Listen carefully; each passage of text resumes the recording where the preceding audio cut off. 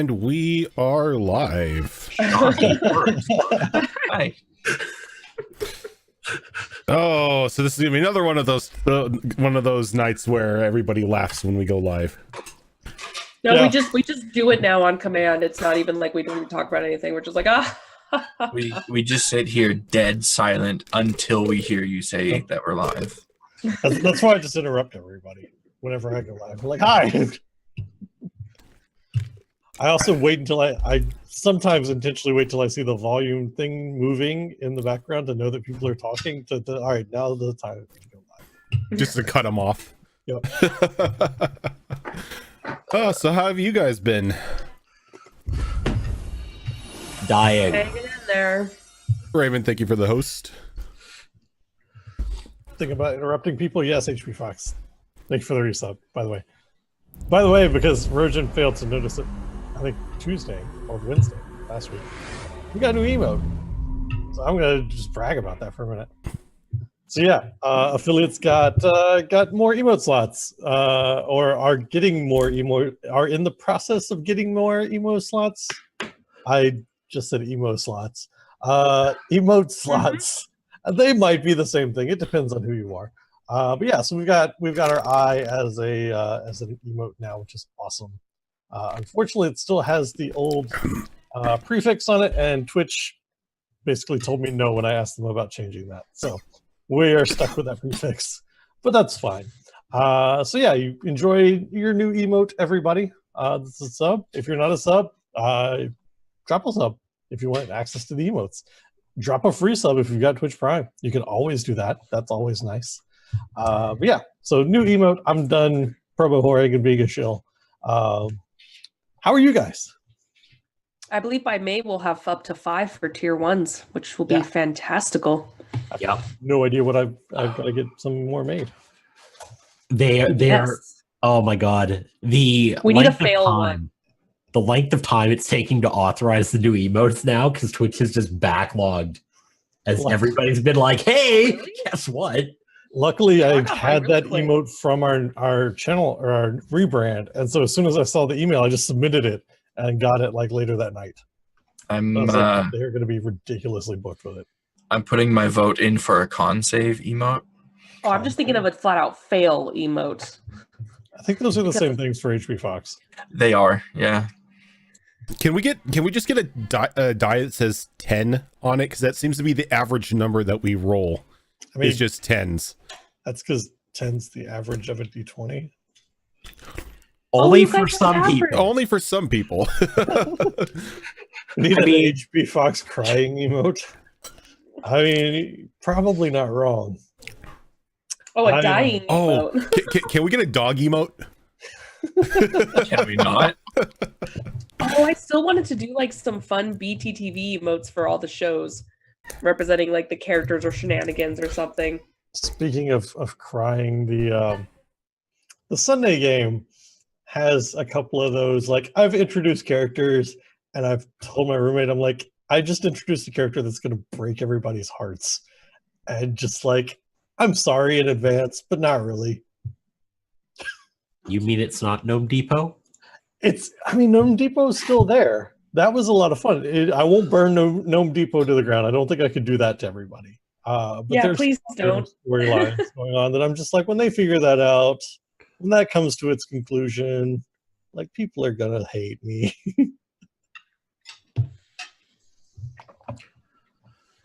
But yeah, how are you guys? I missed last week, so somebody's gonna have to tell me what the hell went on. And I think while you were away from your chair, Raven, you got volunteered for that. Oh, 1 second. Got Then. voluntold.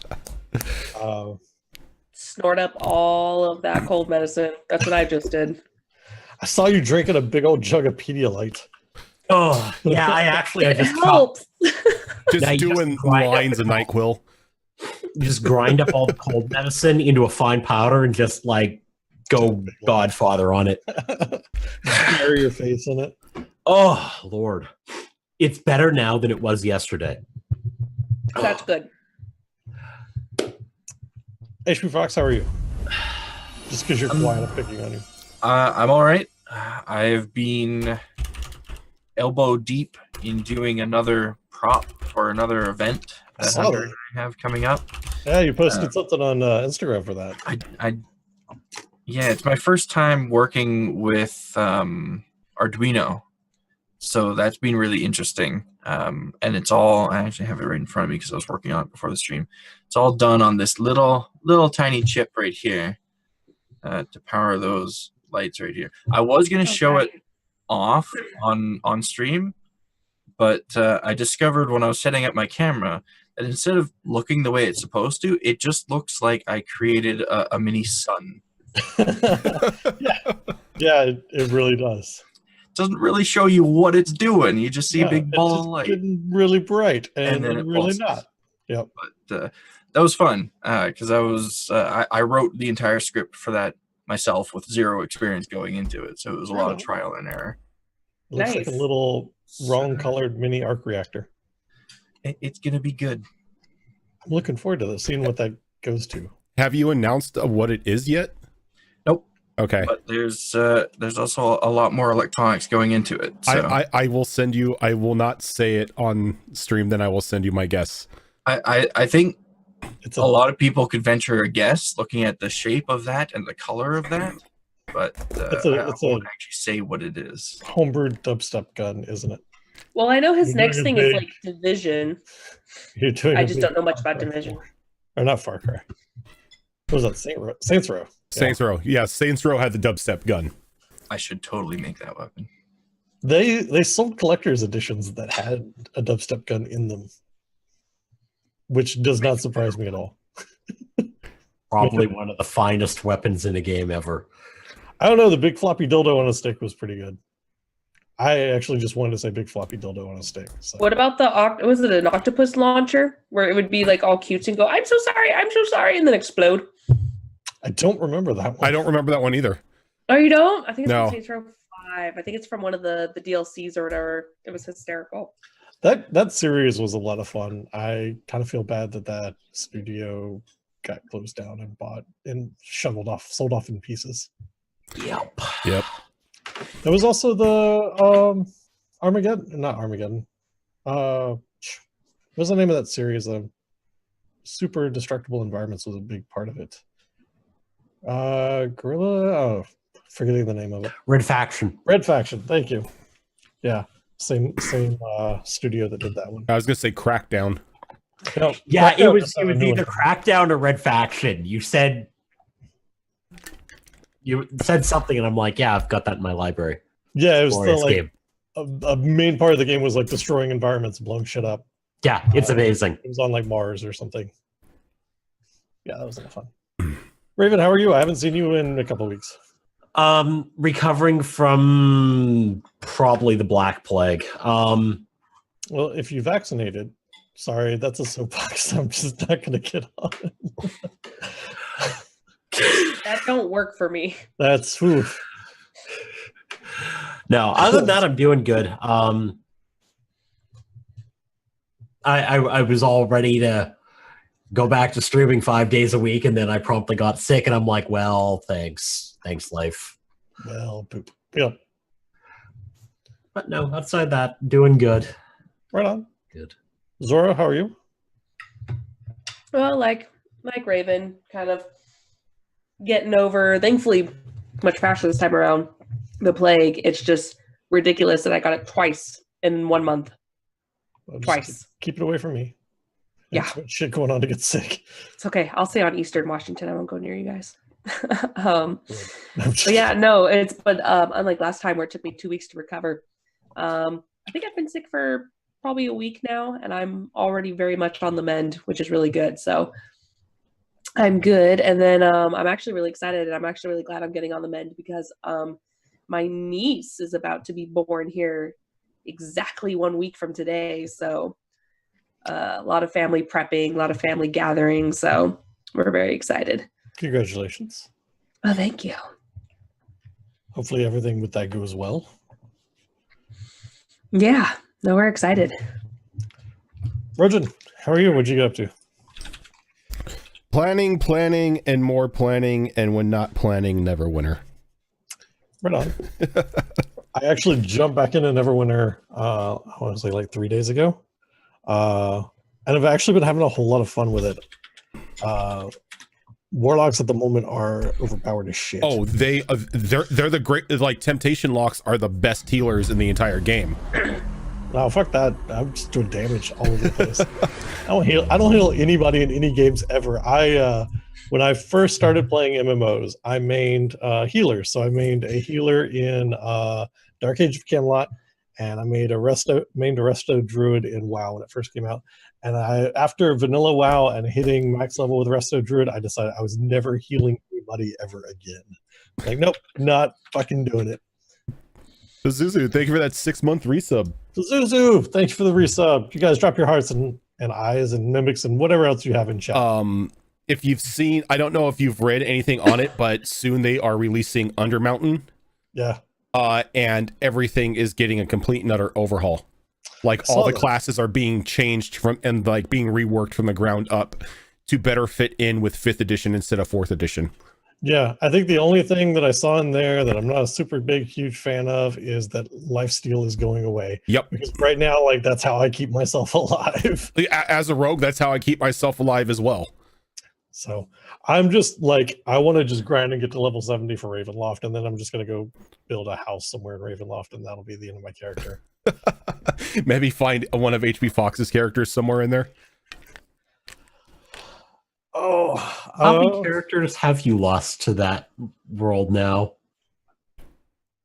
I don't like to think about it. At least one? I can think of at least one.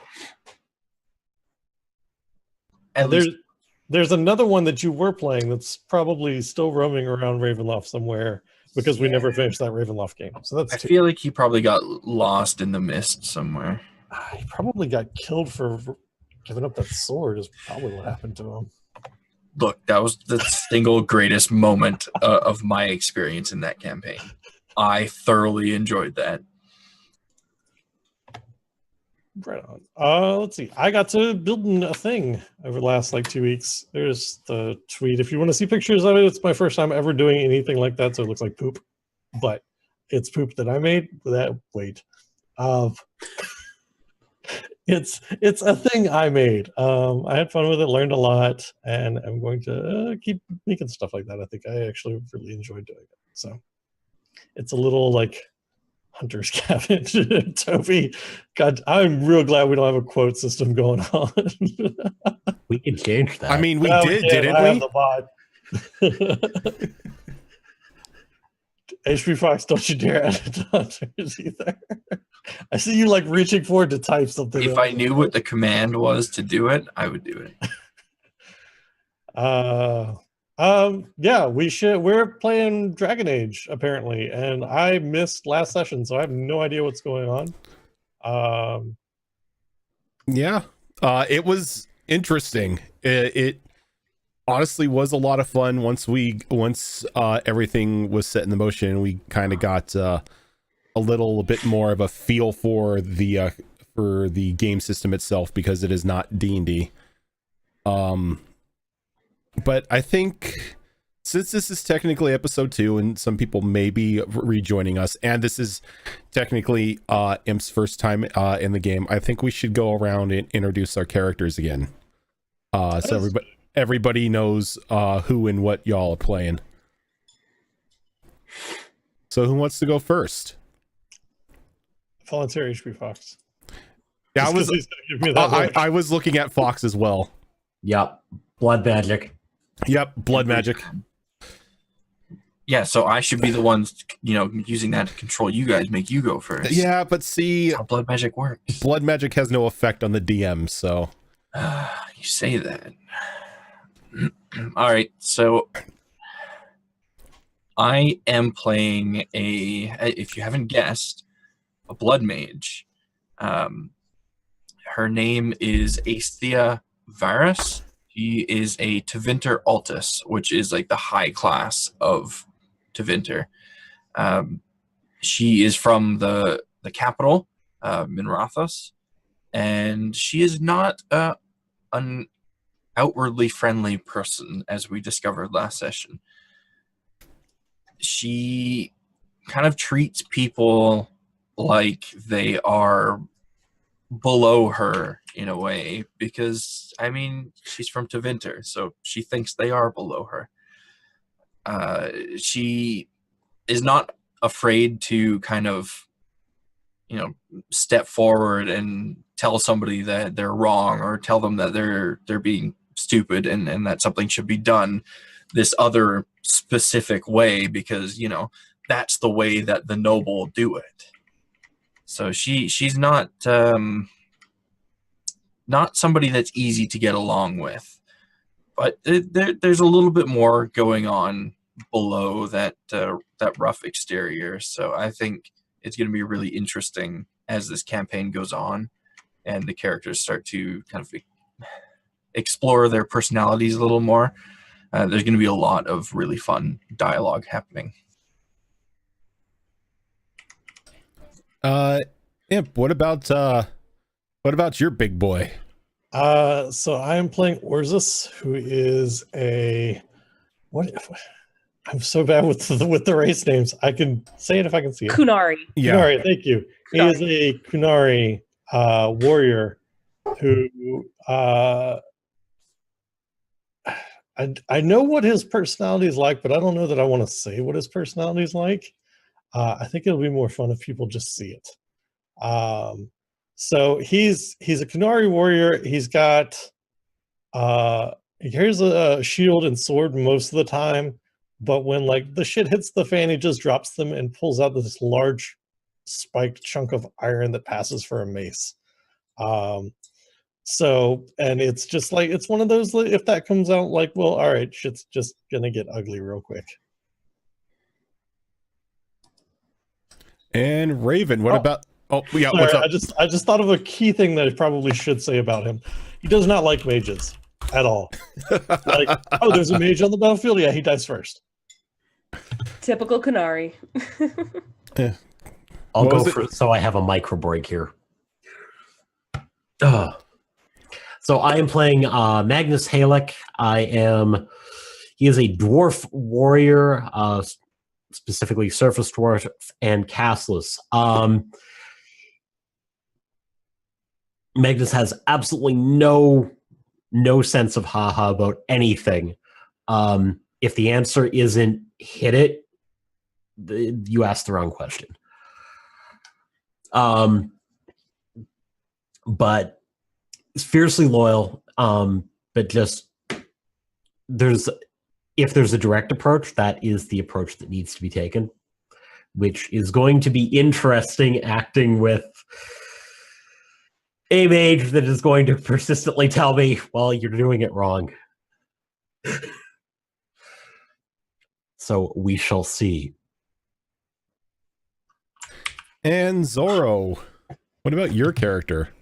My character is Valantha Tamel. She is a Dalish elf, and she comes from the very far western side of Ferelden, from the Emerald Graves. She's actually pretty much like a loner. She was a scout among her people, so she's very good going off on her own, doing her own thing, especially since she loves archery. But she's also a huge history buff. She loves, typical Dalish, loves keeping her clan's memory alive, as well as her people, and always learning. And just from past experiences, she's learned that being on her own is just the best way to go, because no one can bring her down. So her not being able to get away from these people when she's been trying, and then what happened at the end of the game last week, is really stressing her out. So she's going to have an interesting time with these people, especially since the princess from Tevinter just, you think would be getting on her nerves, but she's just like, nah, I'll poke back. I don't care. I'll poke the bear and see what happens. Yeah, and Sniper Elf. If you guys didn't watch last week's episode, Zorro's character literally either killed or got the killing shot on everything that they ended up fighting. I was a beast, man. My shots were just crazy. Karma will come around eventually on that. And it's not karma, it's luck. I wasn't there. I killed that one guy. Now he wasn't he was a non-combatant, but I did kill him. Yeah, you did a good job of using him as a bomb. Yeah, an innocent person. I mean, they was dying anyway, but wow, what a way to go. What a way to go. People are just here for me to use anyway. You hear this? Damn. Yeah, my character and your character are not going to get along. There are hundreds of years of just bitterness between just the Canary and Ventura alone. So to add extra people on top of that, this is how the hell are we just going to get along? Well, like normally my character wouldn't care because he's a Canary outcast, but so the racial like clashes he doesn't care about, but the personality clashes are going to be a problem. Yeah, it's I'm wondering if you guys are even going to make it out of the Kokiri Wild before somebody tries to kill somebody else. Well, and she doesn't really have beef with the dwarf. I mean, they both kind of went hand in hand to kind of mess with the mind of the kid and everything, and try to get out while the princess just sat there glaring at them. So she's got no beef with the dwarf so far, but at the same time, she's like, why is everyone tagging along? Go away. And I heard that Raven was volunteered to give the TLDR of what happened last week. It voluntold, but yes. Voluntold. Yeah, and now I'm very curious because I'm hearing things about living bombs and kids died too, and yeah. So last week started with us being all carried in the back of a rickety cart to be sold to some necromancer out in the Kokiri Wilds. The whole thing got derailed when Zoro was able to procure a very old, very rusty dagger. We broke out of the cage. There is a trail of bodies leading out of here. And just to accent the how ruthless a blood mage can be, Fox decided to take one of the prisoners that was dying and turn him into a living bomb and throw him at our captors. So he is now at one with every bit of terrain around us, around where he died. After we escaped, we absconded with a cart of supplies and the horses, thanks to Jimothy can't drive a cart, because everything was going fine when Zoro was driving. The moment we let poor Jimmy take over, next thing we know, the cart's rolling down a hill, the good horse has snapped its neck, and Jimmy is in a tree. He rolled a 13 percentile. 13. Cart's broken, horse is dead, Jimmy's in a tree. And well, we one of the are horses is still alive. And what did we encounter? A Herlock. A Herlock, that was the name of the thing. And the Herlocks don't come in ones, they come in lots as an option. Usually for Darkspawn, yep. So that's what Impius is walking into. No way my character doesn't hate all of this. Yeah, so for a little bit of background for you, Imp, everyone was kidnapped on a previous night for wherever they slept. Your character ended up being able to get free and running off before he could be shackled in with the rest of them. Your character was mentioned while they were being escorted along the way to the old man's residence, but nobody had seen hide nor hair of you since the botched kidnapping. Now, Okay, what's up? So a couple questions, just real quick from my character's perspective, so I know kind of what his mindset is as he's going into this. Would he have been able to see and follow the cart full of kidnapped victims? Yeah. Were there any people in that cart that would be considered mostly innocents? Yes, there were. There were three sickly looking humans that were grabbed and thrown into the back of the carts, along with the elf, the human, and the dwarf. Okay. All right. And so as we pick up today, when everybody is down a little bit in the ditch with the sideways cart with the Herlock looking over them, or is this you have been following them after their initial jailbreak, where they slaughtered probably about a good half of the bandits, leaving them crippled and without transportation through the wilds. And you notice that they do have one of the younger looking bandits with them, but he doesn't seem to, they don't seem to be his prisoner, nor does he nor does he seem to be theirs. They seem to be willing traveling together, but he's kind of a bumbling idiot. And as the cart was going through a part of the wilds at night, they were pretty much jackknife off the side of a small hill by a very large Herlock, who is now looking down upon them. A very large two-handed sword in his hands, as he is kind of like standing there taunting all of them. I'm gonna bring you guys to the map right now, so you guys can see where you are at. Let me get Orzus here. Thanks, Jimmy. This is all his fault. Don't blame Jimmy. Jimmy's fine. All right, do me a favor, Imp, see if you can control your token real quick. All right, you're good on that. Yep. I gotta remember to unmute myself. So I think what we're gonna do, since you guys have the decision beforehand was pretty unanimous of taking this one out before others arrive. So let's go ahead and kick this thing off with, let me zoom the map in here a little bit. Kick this thing off with some initiative. Let me remove the ones that are there right now.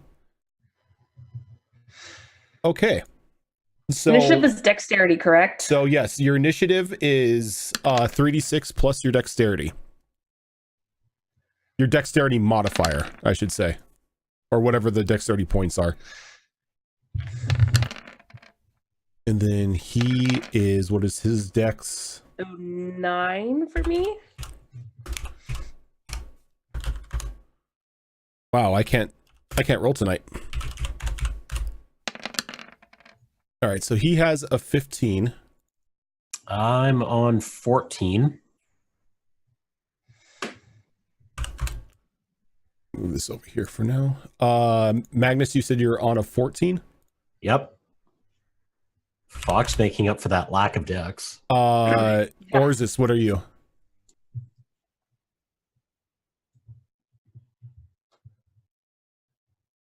He's There we mathing. go. No, I was muted. Now I'm mathing.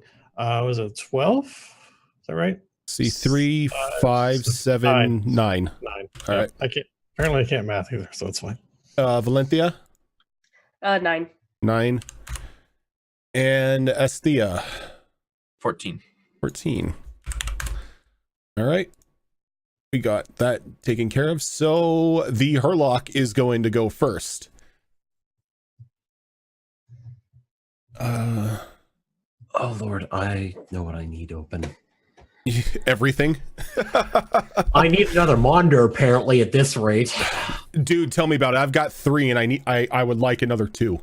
I'm at 4 and I'm doing this. I could use another one now. So I've got one.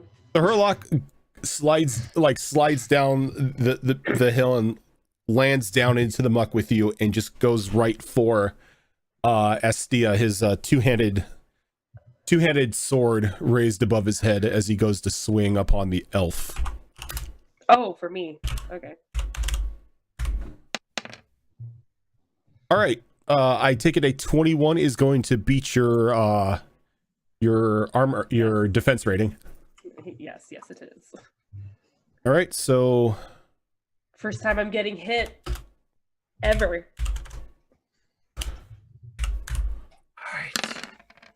all right, so that's gonna be a total of 16, but that's gonna be minus whatever your armor rating is, because your armor rating does reduce it by that amount of points. Okay, so 13 is what I get.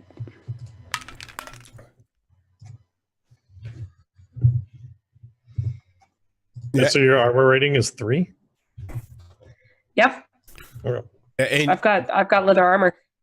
you could feel the sword just bite into you and leave a nice little nice deep cut down like from your shoulder down a bit into your chest. Given you notice that this isn't like the slack-jawed yokels that you previously dispatched. This one has some power behind his swings. Estia. Well, first thing I'm doing is getting out of the worst of this muck. I'm not standing around in that. Are you kidding me? And let's see. Each space is 2, right? Yes, each space Okay. counts is 2, and you can move up to whatever your speed is. Perfect. Okay. So that guy is still within the range of my arcane lance. So 13, 16, 18. That will surpass his defense, so you can go ahead and roll the damage for the arcane lance. 7. Yep. How much HP does he have?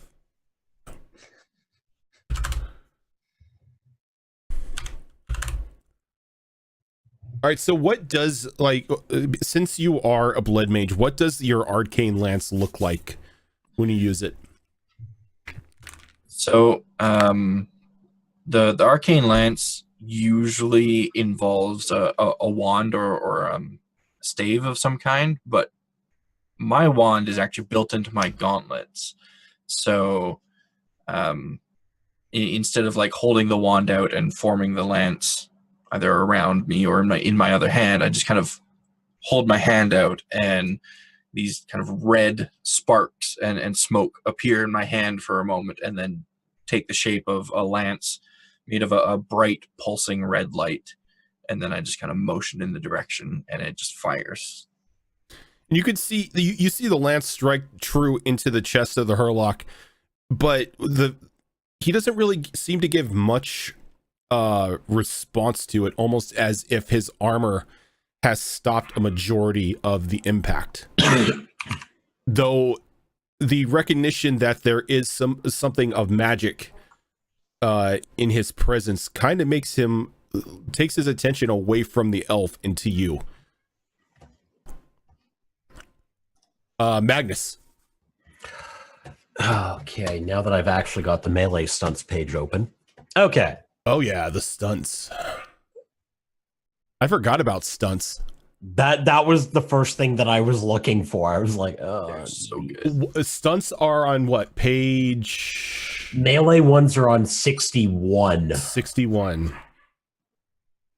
I'm not gonna lie, I just kind of like print paged it so I could just pull up that instead of going up to the book.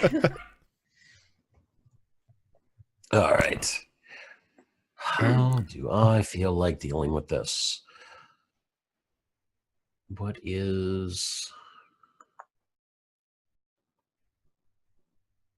Right, so I can move 4, which should... we are going to charge at him, which gives me a bonus +1 on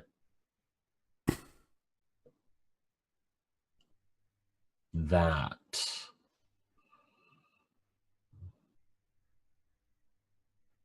So we're doing that +1.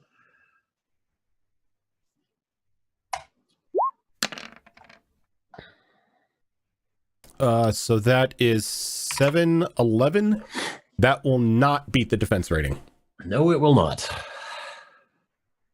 As again, the quality of this thing's armor seems to stand out again, as it easily just deflect your axe attack, just easily deflects off one of the sides of the jagged metal that it is wearing.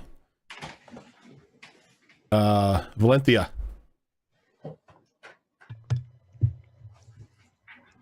Oh, she just kind of holds onto her shoulder and she's like, oh, Venadis.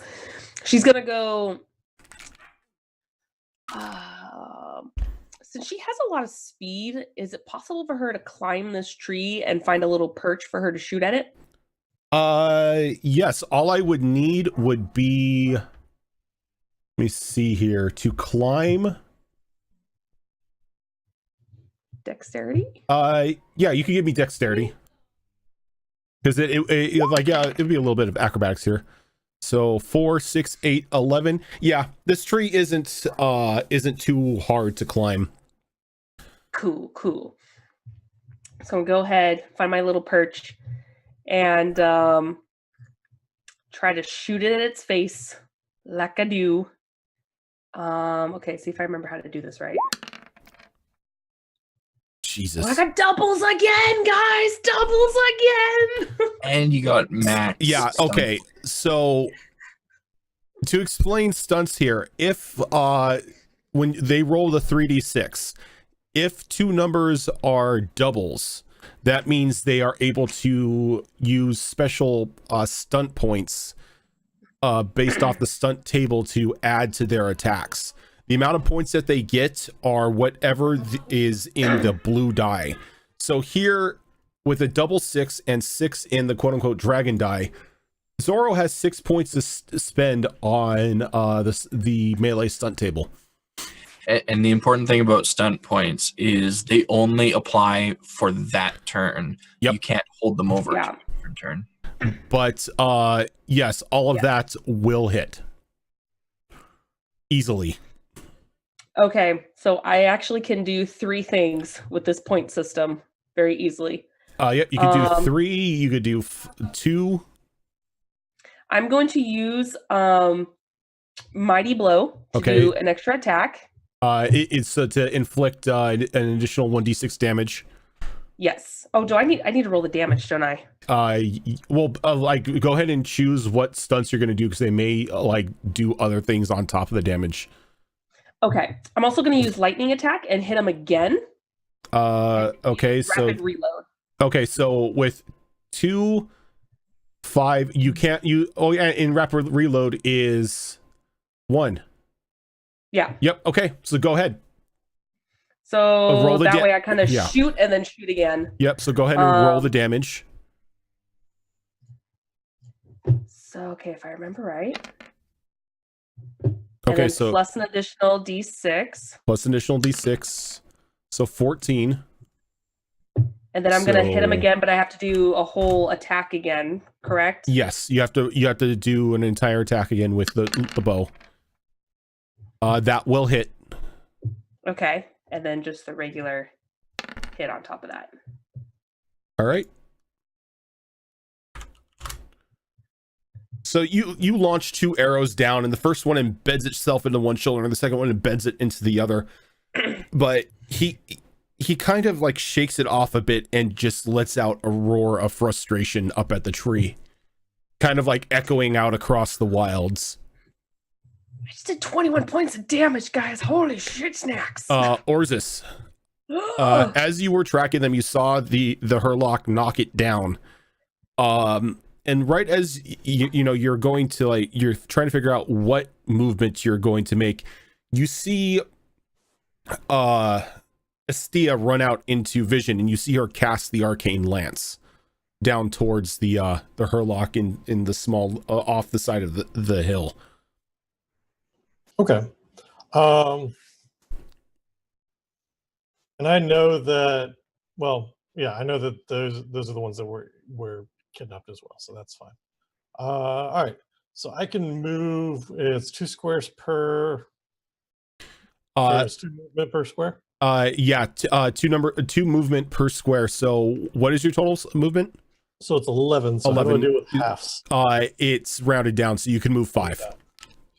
3, 4, 5. Okay, so I can get right here. Hang on, I want to see if I can figure out something real quick. If we do, there's a way to do this. That's 2, 3, 4, 5. There we go. All right, so I'm going to run and just basically jump off that cliff. I've got my sword and shield out. All right. And I'm going to try to, like, as I'm falling, plunge the sword into the back of this thing. All right, so go ahead and give me the attack roll with your sword. Nope, that's damage. That's damage. Hold on. Now we figure we there we go. There you go. Did you click on the sword itself, or did you click on the skill set? So let me see. Let me take a look at your character sheet real quick here, because we figured something out. We learned if you click on the skill set, it actually adds the focus bonus on top. Yeah. So the focuses he has right now is intimidation and might.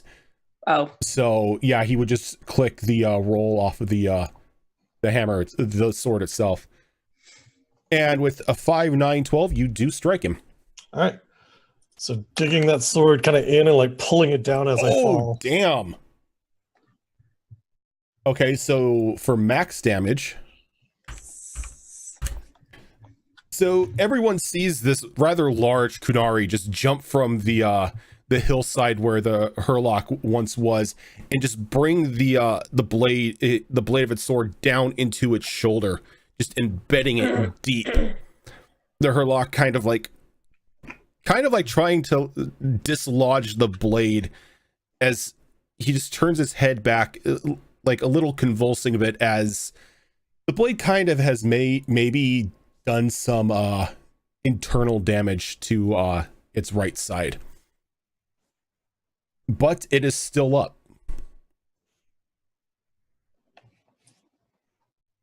So I think. Sorry, I'm just making sure that I understand things. So no double, so no stunt. No doubles, no stunt. Yeah. So now if you rolled doubles, then you would have been able to do a stunt on top of that. Got it.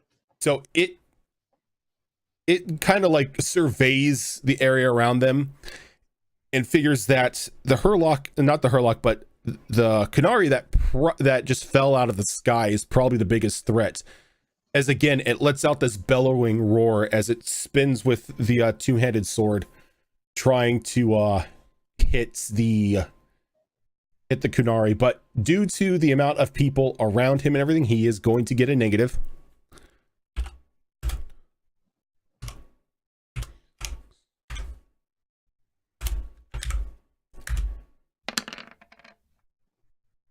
I don't think a 10 beats your defense rating. It does not.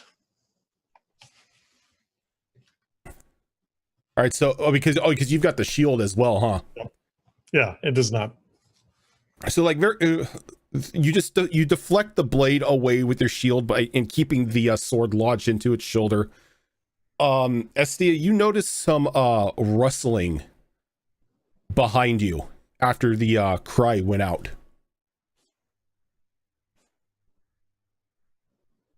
Where are they?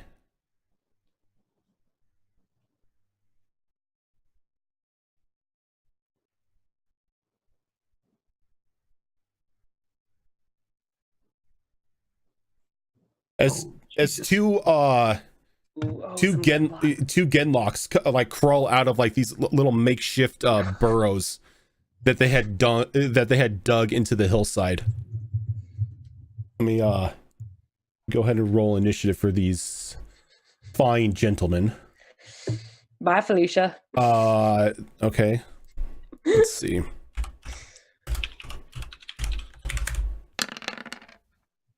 So one has 5.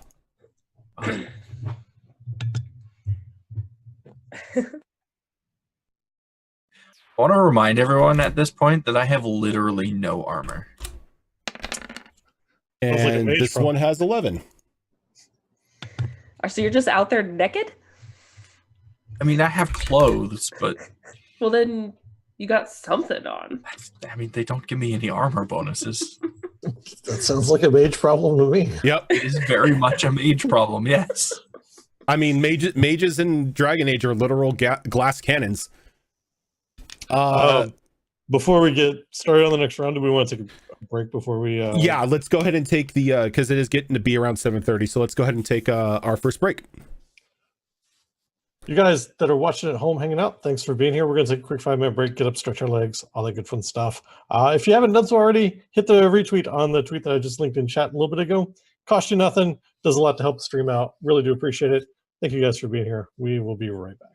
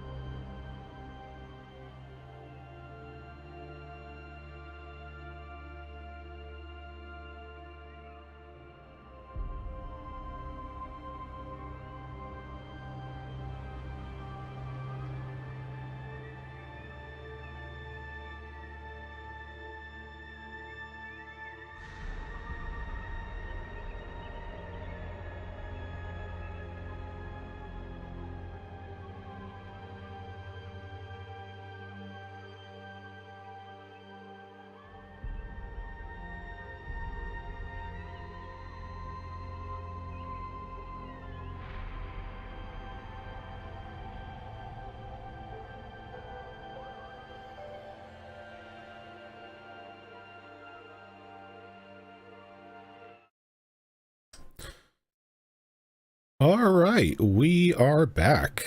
Oh, that timing though. Yeah. Huh? Nothing. We were talking business, and then like right as Yeah, we were. finished, like we're back. Yeah. Wasn't eating anything bad. Well, Estia, it's your turn. You have two friends that have appeared behind you. The $1 million question is, do you know they're there? Oh yeah, they're not silent. Okay. I'd like to go home, please. Do you Start have clicking those heels together? I'm sorry, you don't have the ability to fast travel yet. Yet. No dimensional door for you. Wait, wrong game. I think this isn't the game where you click on the map. We haven't visited there yet.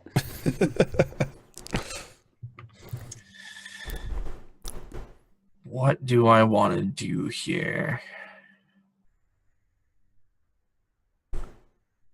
I think, let's see. I think I'm going to move down here Okay. and then aiming at this guy here. I'm sorry, which one? This ugly boy over here. Okay. How much HP do they have? Hopefully not very much. Interesting. Not too In the bad. game, they always seem to like scurry away fast. I'm like, you little bastards. So I beat my target number there. So Let's see. Walking bomb. yeah. You beat your target number. All right. So again, explain what walking bomb does. So with walking bomb, when I cast it and I hit the target number, I can infuse the blood of an opponent within 10 yards of me with a corrosive poison. And if it's a successful cast, which it was, they take 1d6 plus 1 penetrating damage. And then while the spell is in effect, they must make a stamina test versus my spell power at the start of each of their turns. If it's successful, the spell ends. If it's not successful, they take another 1d6 plus 1 until their health is reduced to 0, at which point they explode in a spray of blood, flesh, and bones, and anyone within 4 yards of the exploding victim takes 2d6 damage. I'm more curious what those 5 spell stub points are going to be used on. Oh, So- right, I got... Oh, Oh yeah. You also have those doubles. nice. Oh, snap. I can do lots of stuff. Nice. Let's see. I'd be substantially more conserved for that thing's life at this point. Stunts I- around 50. I made it easy for myself and just put them all on my character sheet. Yes. I don't have that. Standard spell stunts. There we go. You got what? Yeah, I 5 have, what, points? 5 points. So, I'm gonna do 2 things with those points. One of them involving a word that I don't know how to pronounce. Puissant casting. That whatever that word is. Mm-hmm. It allows me to increase the spell power of my spell by 1 per stun point spent, up to a maximum of 3. So I'm going to use 3 of those stun points on that to bump my spell power up to 16. So he's going to have a real hard time beating that check to get rid of that spell. All right. And then I'm going to use the other 2 to do Mighty Spell. And he's going to take an extra d6 damage right now. All right. So- And since it's piercing, its defense or its armor rating doesn't stop the damage, correct? I believe that is the case, yes. Okay. So it is going to take a total of 2d6 plus 1 damage. Okay. So that's going to take 11 damage. 11 damage. According to Google, it's puissant, by the way. Puissant. Okay. Decent. And does it have to make this spell check now? It does it on its turn. On its turn. Yeah. Okay. And this is blood magic, isn't it? It is absolutely blood magic. So use it again. See the marks of corruption just begin to the veiny red and black corruption begin to run up its body, as you can tell that it wasn't really expecting that. And it's, even though you know Darkspawn to be a little resistant against magical attacks, it doesn't seem like this one was so lucky. Magnus.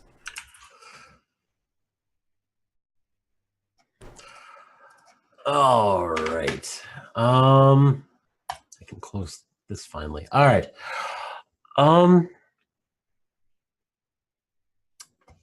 What do I want to do with this?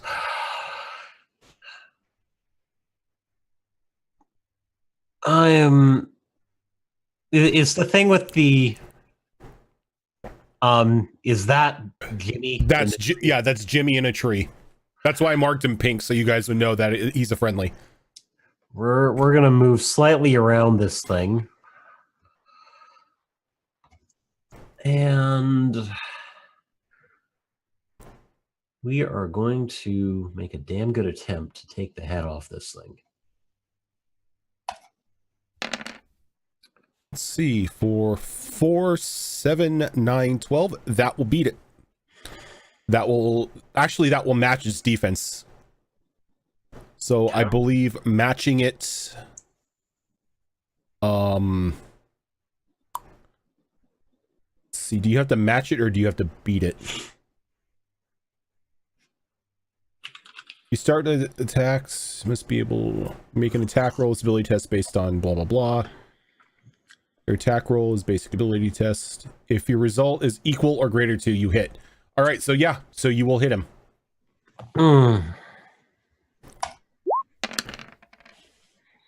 Damn. All right, so with this killing blow, what does it look like? Considering he is also going to be force shifted 2 yards in this case, that is going to be a firm uppercut with the axe to the bottom of the chin, sending him flying back in that direction. How many yards? 1 square. So, all right. So your uppercut it catches him right on the chin, splitting it from chin to top of the skull as it sends him flying back, crashing into the hillside behind you as its lifeless body just crumples.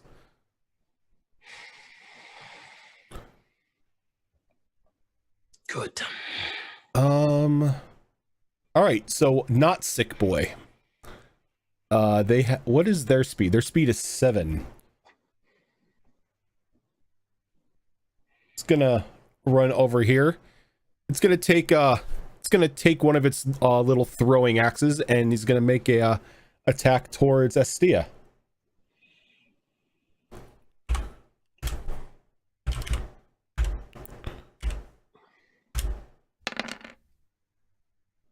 Does a 15 beat your defense rating? It sure does. All right. He's wearing paper. All right, so you're going to take a total of 8 damage as he kind of lofts the throwing axe a bit, and it goes up in an arc and then just lands into your thigh.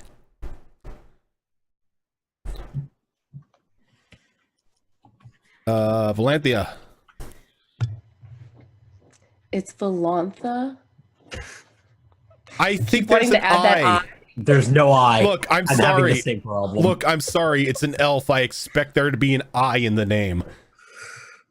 That doesn't make sense. I don't know. Anyway, It's an elf. There's an abstract number of vowels in the name. yeah, seriously. So, seeing that Herlock is dead and that Kunari just kind of jumped out of nowhere, she is gonna have her bow kind of half cocked and look over to the Kunari and go like, "Are you here to fight us?"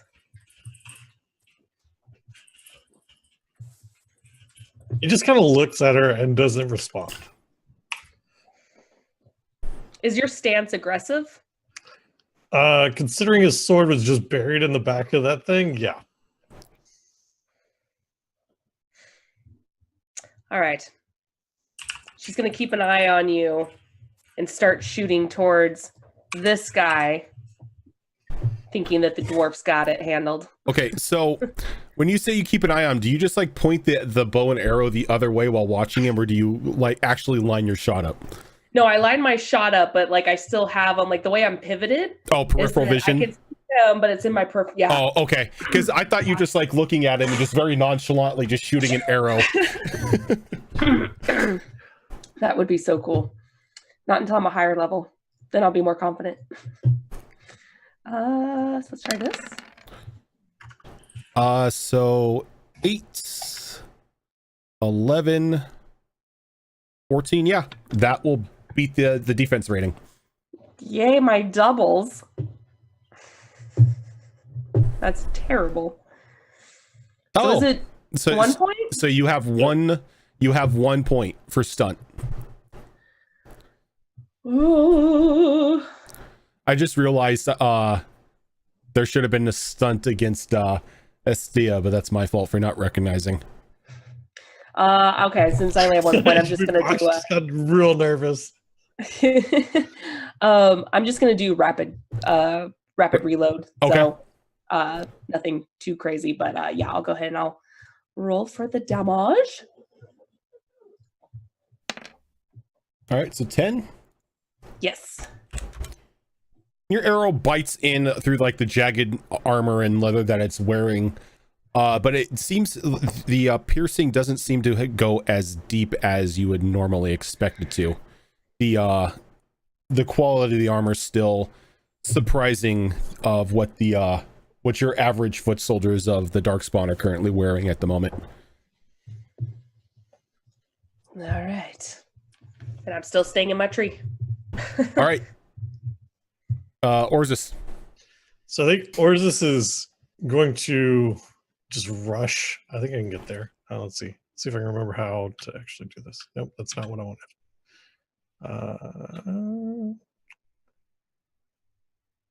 Pressing Q. I think this is, there we go. It handles diagonals super weird. Never mind, I'm not doing that. Jesus, I have no idea what you're doing. There's a way that you can show the pathing. If you hold Q and you move the token, it'll show what paths you're taking. Oh, that's cool. But it doesn't handle diagonals well. Oh, okay. Because if I try to go I just have to be very careful with it. All right, so that's 2 squares. That's actually 3 squares, 4 squares, 5 squares. So that's right where I want to be. As he rushes by the elf, he just says, "Stay put." And rushes towards the creature, sword and shield out, and then kind of positions himself directly between the mage and the creature, trying to take the creature's full focus on him, and swings with his sword. Okay. Your token is kind of stuck in movement right now. Weird. Oh, there you go. There you go. Okay. So yeah, right there. All right. I just saw like yellow lines and purple lines and stuff going all over the place. It looked like math class for a moment. Fun. Yeah, it should be hopefully cleared up now. Yeah, so I'm gonna just take a swing at him and just stand my big 8'4" tall ass between him and the mage, and swing with his bastard sword that he's just one-handing. Okay. A 7 will not beat the defense rating as you bring the sword. You bring the sword around for an attack. I don't want to say Genlock deflects the blow with its shield. There should be a bonus on that roll, shouldn't there? I was gonna say, shouldn't I get my strength bonus there? Yeah, you should. What? Did it? My strength bonus last time? It didn't. No. That's weird. Okay. Did you click on the bonus? I had to actually add all that in manually. Yeah. How do I do it for the damage? How do I do it for the roll? On the roll next to the roll die, there should be a place for a number. I think you just okay. I have to manually add my strength bonus in. Yeah. Got Yeah. it. Okay. I don't think I knew what that was for when we were making characters, so I didn't. Yeah. Well, we no. figured it out last Wednesday when we were playing, so we just Yeah, there was a lot of me putting numbers in and smacking the button to see what happened. Okay. Do you want me to re-roll that? Yeah, Roach? go ahead and re-roll that. There you go. Now it comes up. 5, 8, or 5, 9, 10, 13. That'll hit. Okay. Well, that would be 12. I'm sorry, but yeah, it would still hit. Okay. Oh no, I'm sorry. It will not hit. It will not hit because he has a defense of 13. Okay. So All right. yeah, it's still he just like deflects the blade aside with the shield that he's got. I'm just gonna like look down at him and growl this kind of guttural throat noise, trying to get his attention on me. So I do have, I don't know if intimidation works in this to try to get his focus on me and off the mage. Well, you pretty much got his focus on you the moment you stepped in front of him and started swinging at him. All right. Okay, so it is the one that's affected by walking bomb's turn. So I need to make a stamina test. a versus my stamina test. spell power. So All it's right. Constitution stamina Versus what was that, a 16? a 16. Yep. All right. So he does get a +2 bonus on ability tests to resist the effects of spells. So for a total of 14, he is not going to Not succeed. gonna make it. So he's gonna take 1d6 plus 1 penetrating damage. Oof. So that's a total of 6. And again, you begin to see the corrupted black veins begin to burst a little bit as this like black pus begins to like run out of like the wounds. The Genlock really not looking that great, but it still works itself into a frenzy and it rushes over to aid its companion against Orzus. And he's gonna be swinging with that battle axe.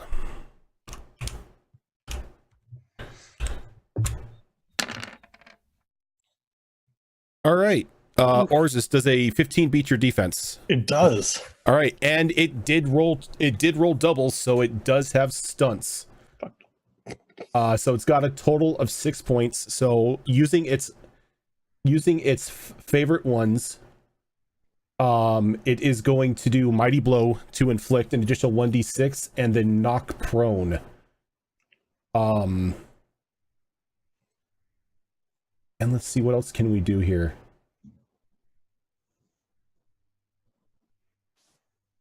And you attempt to disarm the target with your melee attack. Your opponent must make an attack roll based on it. Attack rolls do not generate stunt points. If you win the test, you knock the enemy's weapon plus 1d6 yards away from your direction. All right. So it's going to use...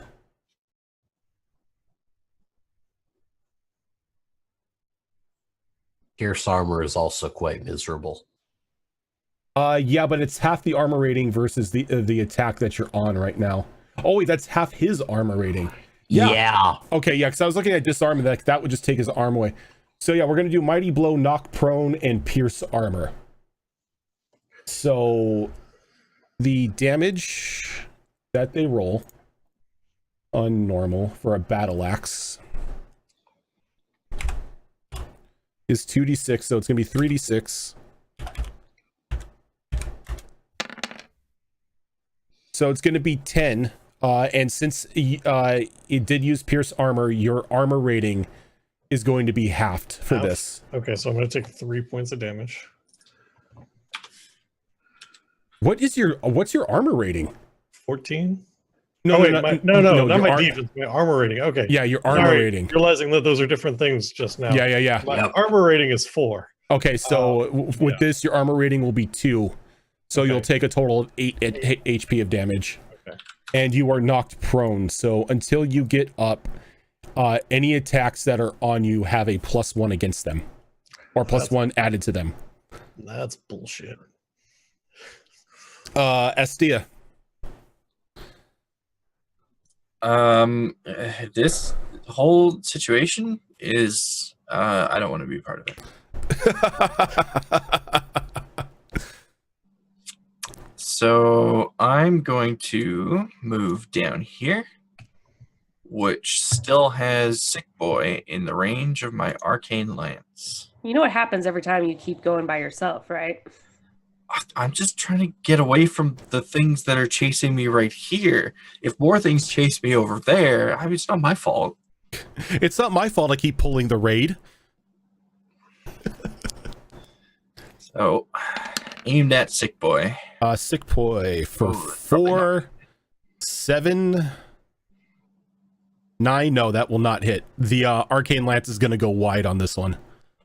It's probably for the best, because, you know, if he's really low on HP, we don't want him exploding next to the party members. Magnus.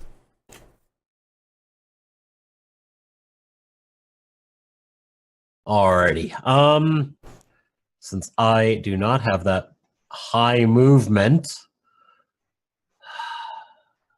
yeah, we're doing that.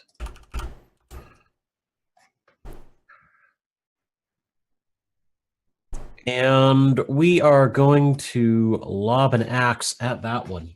All right.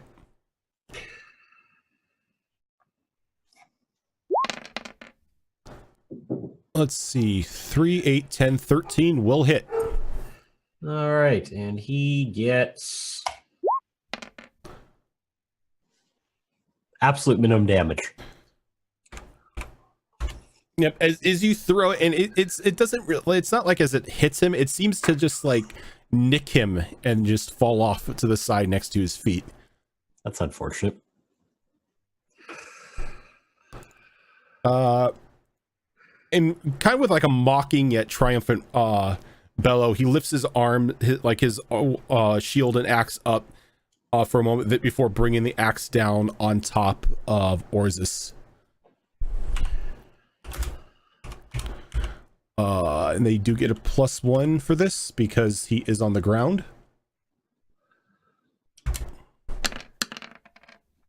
There's a 13 beat your defense rating.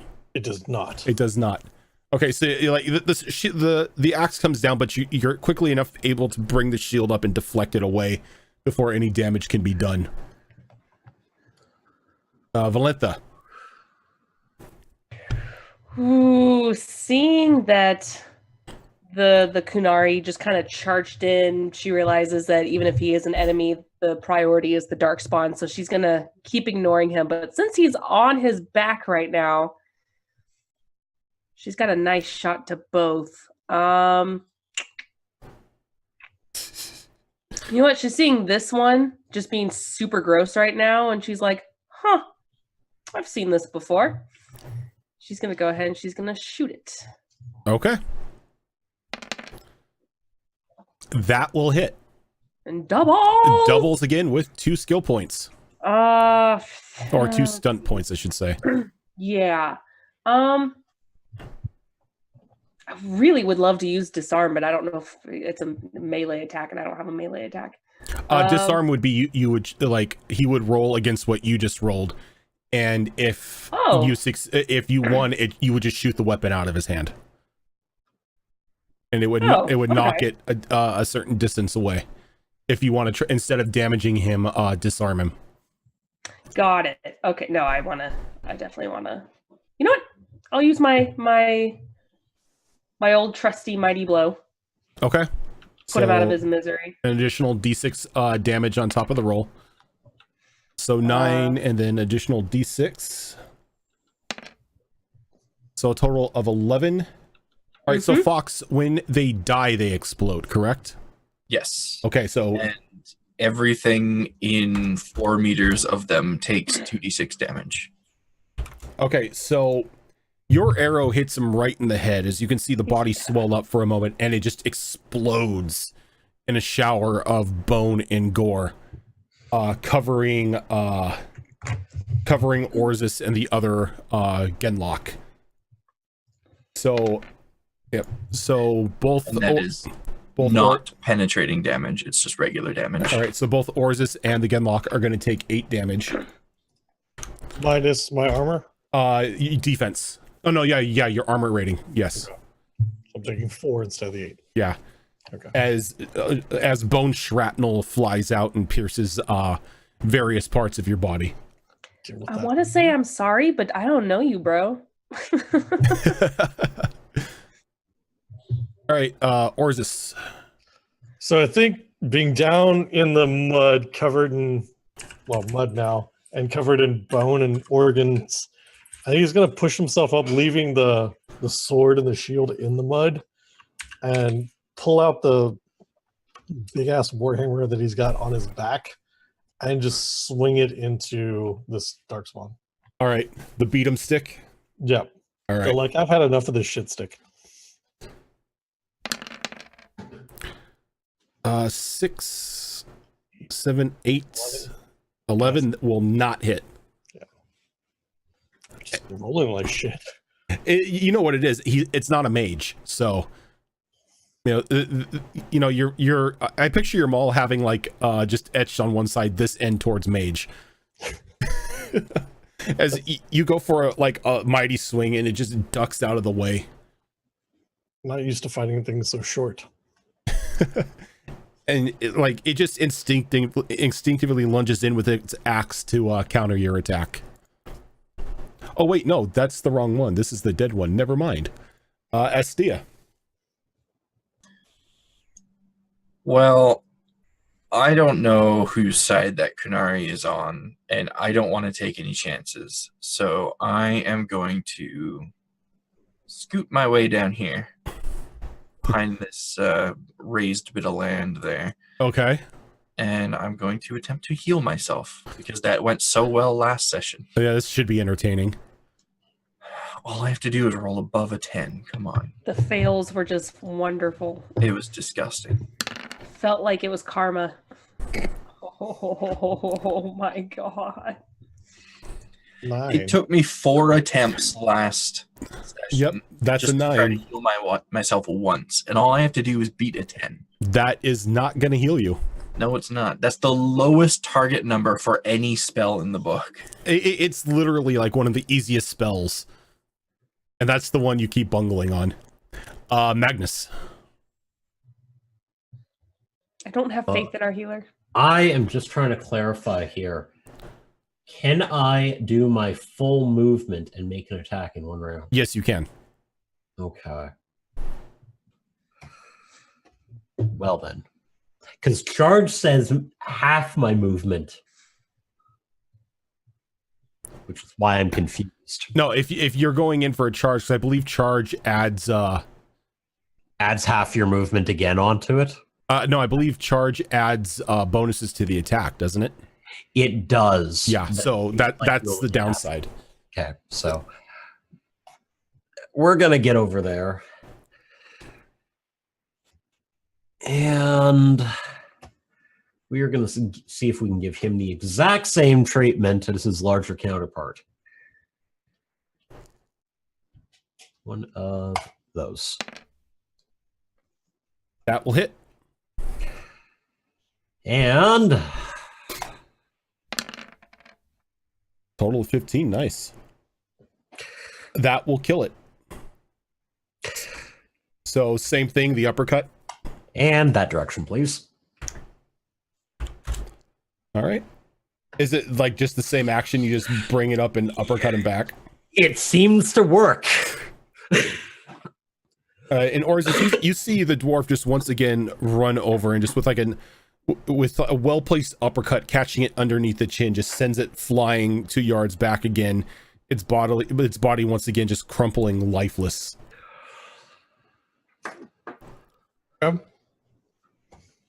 Just gonna look at him and nod. And as it dies, you hear Jimmy from calling from the tree. Are they all dead? Yes, they're all dead. Get out of the damn tree. Okay. As long as they're all dead. They're all dead. All right. Just get down and stop flipping the cot. He gets down, he begins to walk over, and he's like, ma'am, I don't want to make you mad, but this cart isn't going anywhere. Yeah, I know. One of the horses is dead. Yes. The other one is hurt. Yes, I know. And the axle is busted, and one of the wheels is broken. Yes, I know. But you told me to flip the cart, so I didn't know if you knew. Get all the provisions and put it on the somewhat decent horse that we have now. And stay over here while we deal with this Kunari, okay? That's right, the Kunari, yes. Don't tell him I'm here. He may be mad at me. As he just starts like rustling through the cart, trying to salvage what he can. Excuse me, is he after you? That's why he's here. That's the big guy that got away. Oh, that's the one they were angry about. Oh, doesn't mean he's friendly. Yeah. Well, best not mention I was a part of those guys. I'm. Remember, you're trying to help me. I hear him. He's not that far away. Oh yeah, you can hear him. He's again. Jimmy is not a very bright boy. Jimmy might at the oldest be 16. It doesn't look like he's seen a day of battle in his life. So I'm gonna jump out of the tree and kind of land next to the cart and have my arrow again kind of half cocked at him. And she's like, "You still want to go? Do you want to fight? Or are we good?"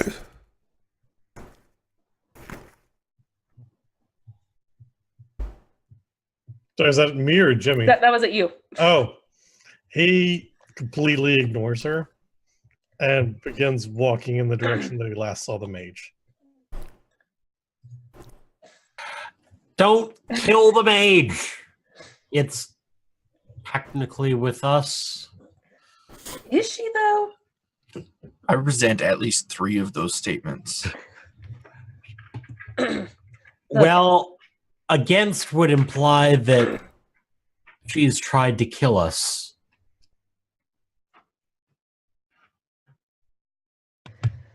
Well, I mean, if he wants to go chase her, that's fine by me. I didn't want her to come anyway. I'm not actually motioning to stop. I just mentioned that probably shouldn't. I think at that point, Orzus probably will stop at Magnus's information that he's given, and will turn back towards the cart where Jimmy is. Okay. And begin just slowly advancing. He picked his shield and his sword back up from the mud. So he's put the mace away and he's got his sword and his shield kind of at the ready. And once he gets there, and because I'm assuming that the kidnapping was attempted at night. Yeah, like everyone who was kidnapped was pretty much stolen from their beds or bedrolls. Was Jimmy the one directly responsible for trying to kidnap Orzus? Okay. No, like in all honesty, you don't recognize Jimmy. You just kind of recognize the tattered colors that he's wearing. That kind of puts him in association with the brigands who did try to kidnap you. But Jimmy doesn't look like he could kidnap a child to save his life. Yeah, I got that. All right. I think I'm just gonna sit on the cart to make Jimmy's life harder. All right, and you see him put a saddlebag over the horse as he's looking it over, and he tenderly pats it, and he turns around, and the moment his eyes meet you, he kind of freezes. Oh, hello, sir. Nice weather we're having, isn't it? Hadn't noticed.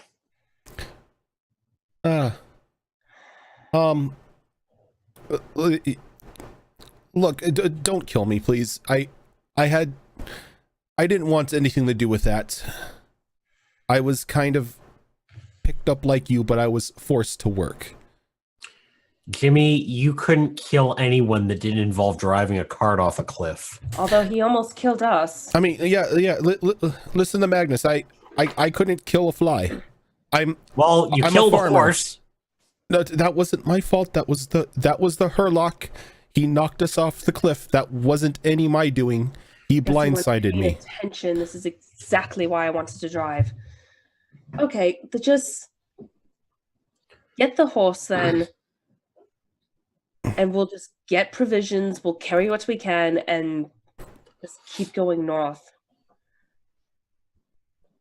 Are we headed to Ostagar? You said. Ostagar is not exactly a halfway point, but it's the closest town that we can go and rest before we go our merry little ways and I take you to Redcliffe. And now, thanks to your driving, we're walking. Yeah, ever walked through a marsh before? As he kind of like stomps his foot in like the muck, he's like, "It wasn't my fault. It was the Herlock. Look, I may not be a decent fighter, but I am a half-decent horse handler. I raise them for a living." Where's the dead horse? Right there. Again, Herlock, not Jimmy. Yeah, and apparently you weren't paying attention. It doesn't matter. Let's just get out of here. I'm done arguing when there's not much we could do anyway. Let's just get out. Okay. How big was the horse that died? Like, is this something that Orzus could carry? Not really. Well, no. The horse that died was sickly. Oh, so could he carry it? You could carry it. I mean, it's malnourished, and you can see its ribs and everything. It looks like falling off of the cliff and snapping its neck did it a favor. It was gonna probably keel over and die in the next couple days anyway. Not to be the bearer of bad news, but I'm pretty sure it was the healthy one that died. It was the healthy one. Oh, was it? Yeah, it was. Oh, that's right. So freaking low that That's it was the healthy right. one. Okay, well, let me reverse that. No, this is the healthy one. This horse looks like it was probably stolen from somebody of well-to-do status, and it pretty much died in the prime of its life. So I don't think Orzus would be able to carry this one. Okay, that's fair. I was gonna say it was meat. Oh, like if I you was want, gonna let it sit here, but never mind. like if you want to harvest it for some meat later on, you can go right ahead.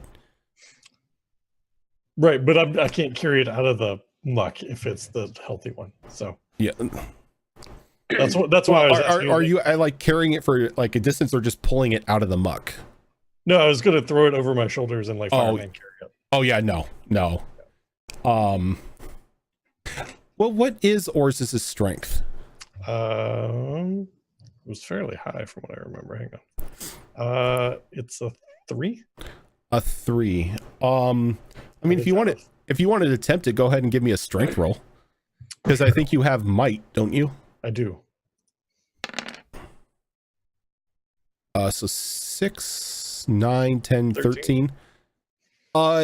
You're able to lift it up like onto your shoulders, but you don't think you're probably going to be able to carry it probably a couple yards before you have to drop it. It just weighs way too much. Not worth it then. Is there, so it looks like it was stolen from a well-to-do family. Is there identifying markers on like a saddle or anything that could be of note?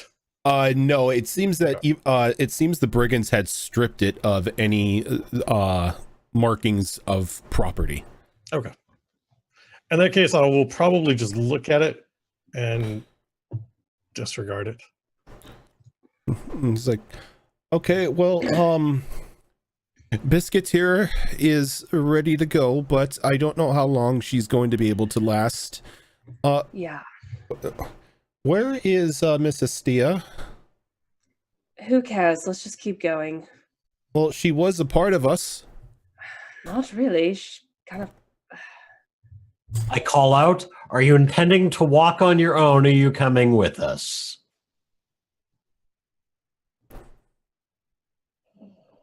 I'll leave your ass here. I don't care. We're leaving. It With takes or her a without minute, you. but she eventually steps out from behind that raised bit of land there. Oh, here's Her Highness. Are you ready to go? Your feet are going to get awfully dirty. Considering we're walking. Beast isn't coming with us, is he? No, No, the he's horse is not. dead. Yeah. The other beast. As you see like Jimmy like hug the horse protective, he's like, Biscuit is a good horse. I'm talking about the one with horns.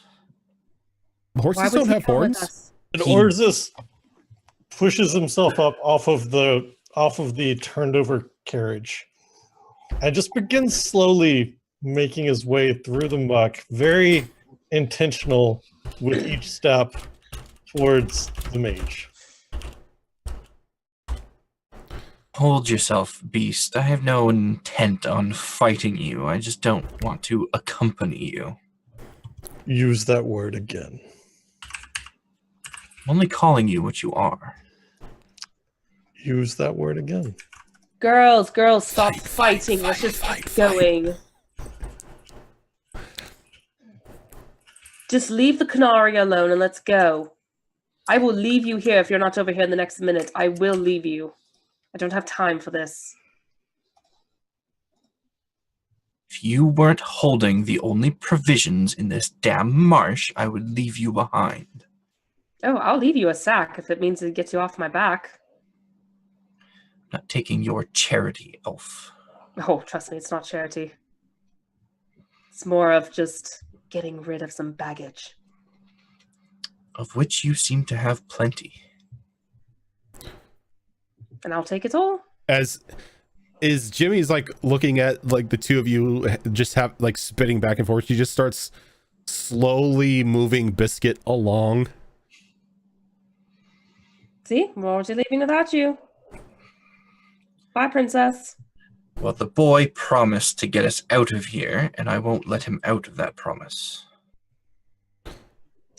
Technically, he asked me to get him out of here, but whatever.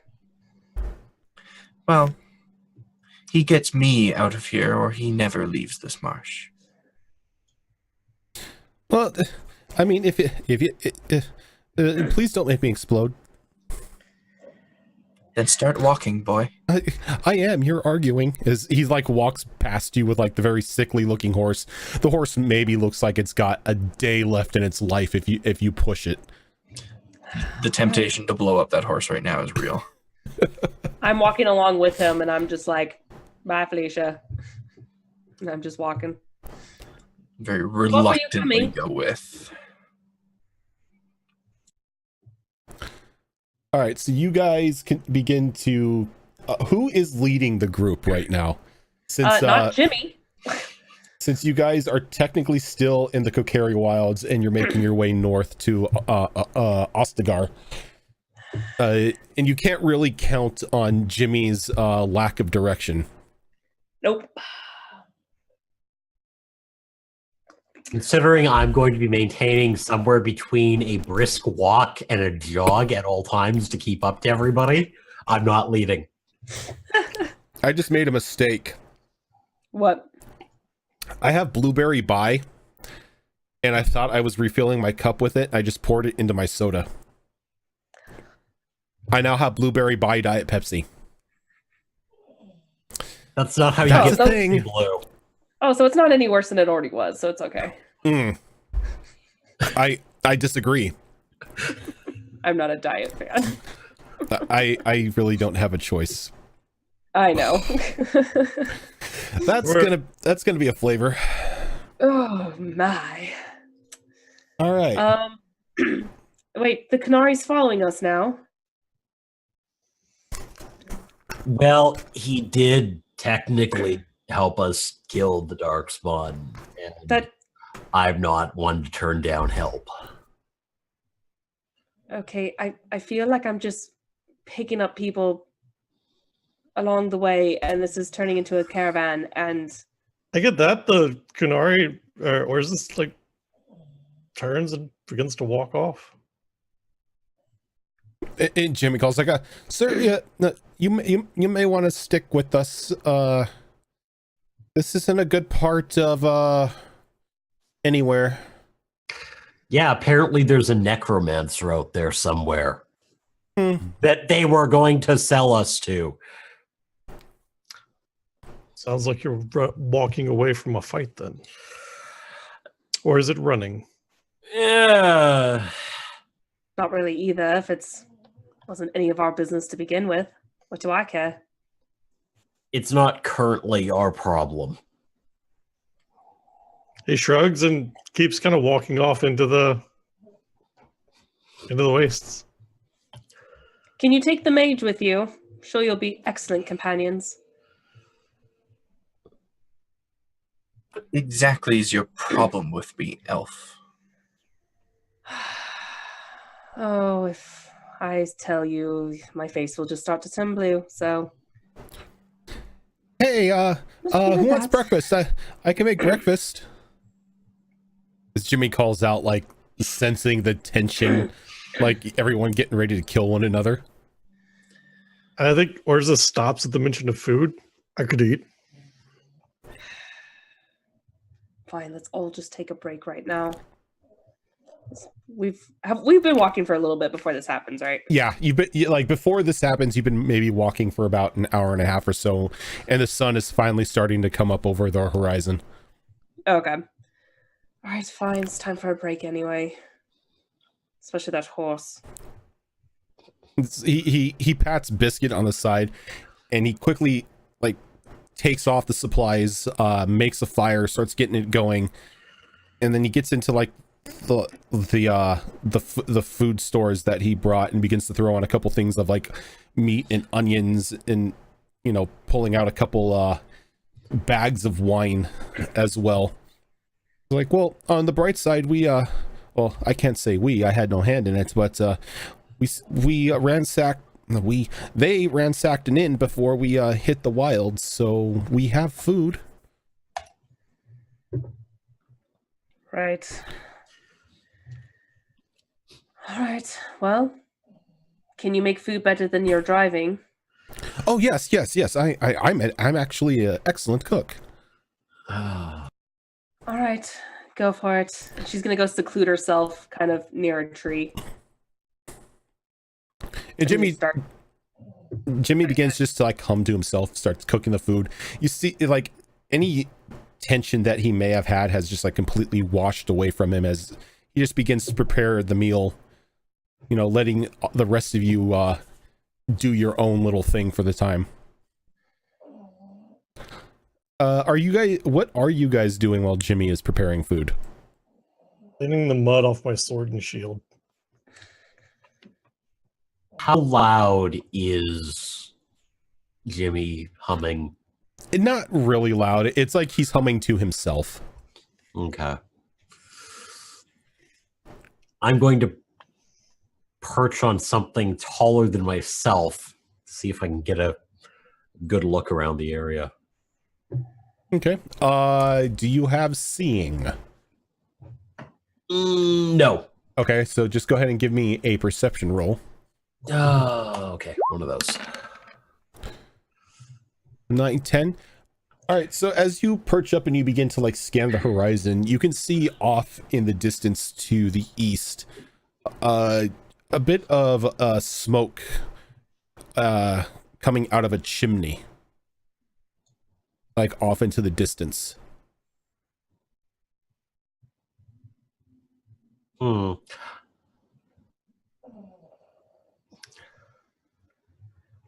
Hop down, walk back over, set the flat of my axe on top of Jimmy's head. Where did you say that necromancer was again? You got a map? Do I look like I have a map? I don't know if you grabbed the map. I remember we had a map. We grabbed a map because we were looking at a way to go. Do you have the map? I don't have the map. Does the elf lady have the map? I'm not. Somebody has the map. Go back to cooking. I'm gonna go find Valentha. I just realized we've never introduced each other. We actually don't know our names. There hasn't been a need. Nope, exactly. I mean, we've gone from murder to escaping to murder. Yep.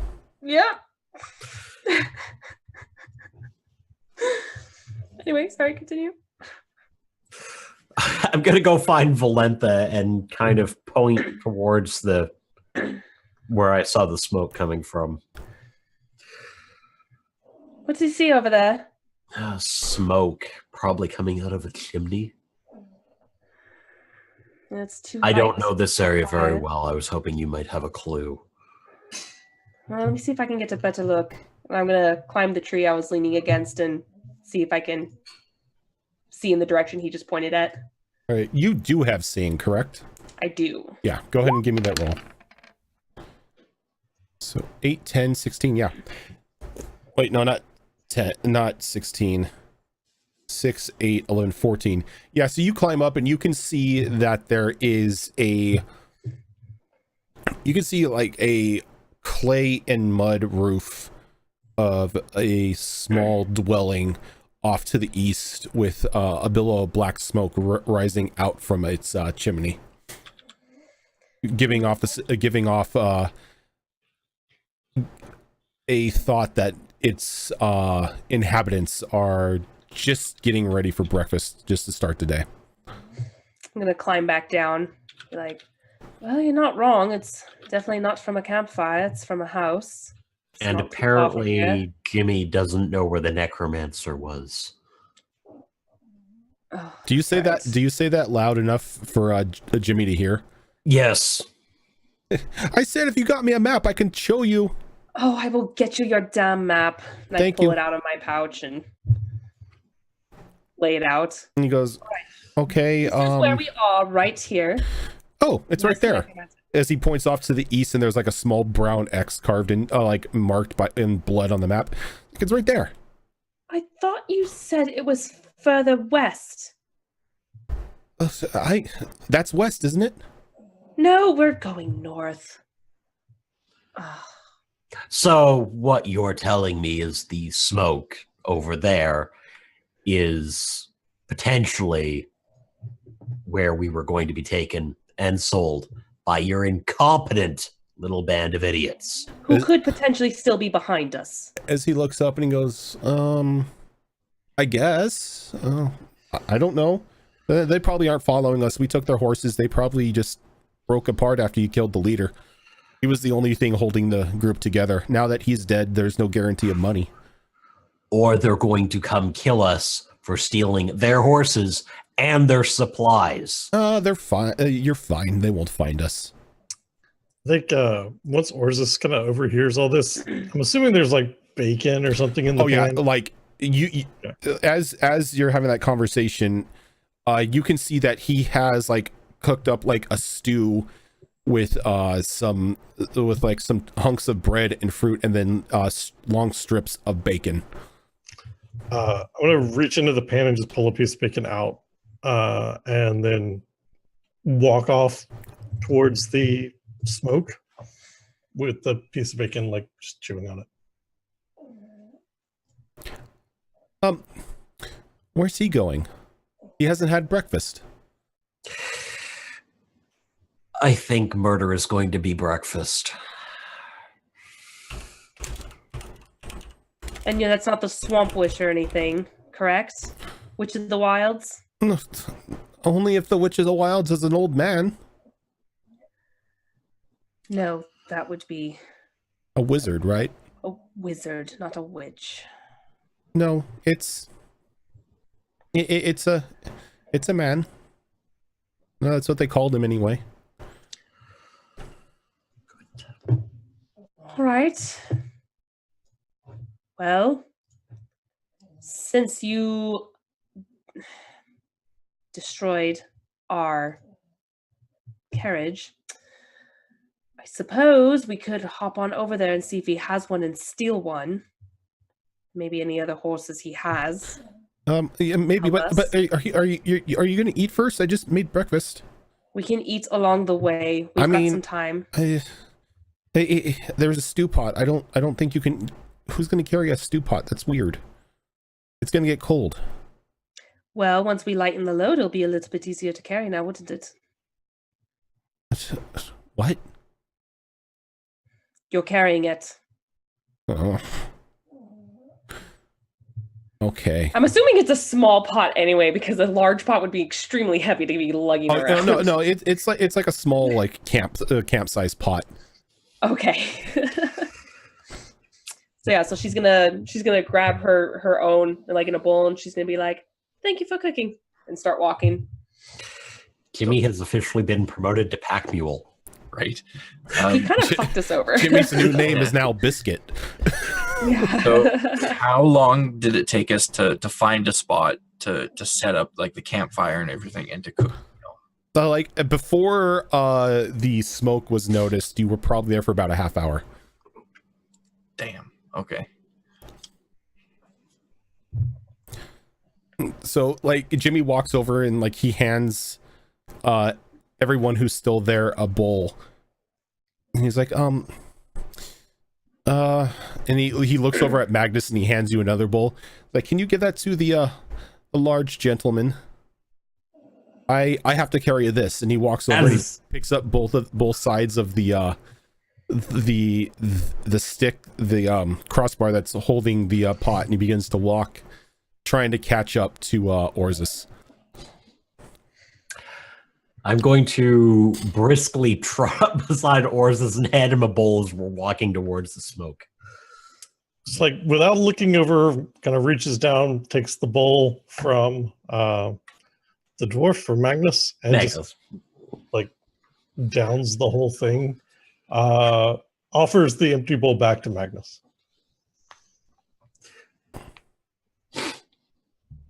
I take it, stuff it under the one I'm holding, finish mine, and wait for Jimmy to show up. All right. And if those who actually take time to taste it, it does taste pretty good. I mean, Jimmy's at least, good for that.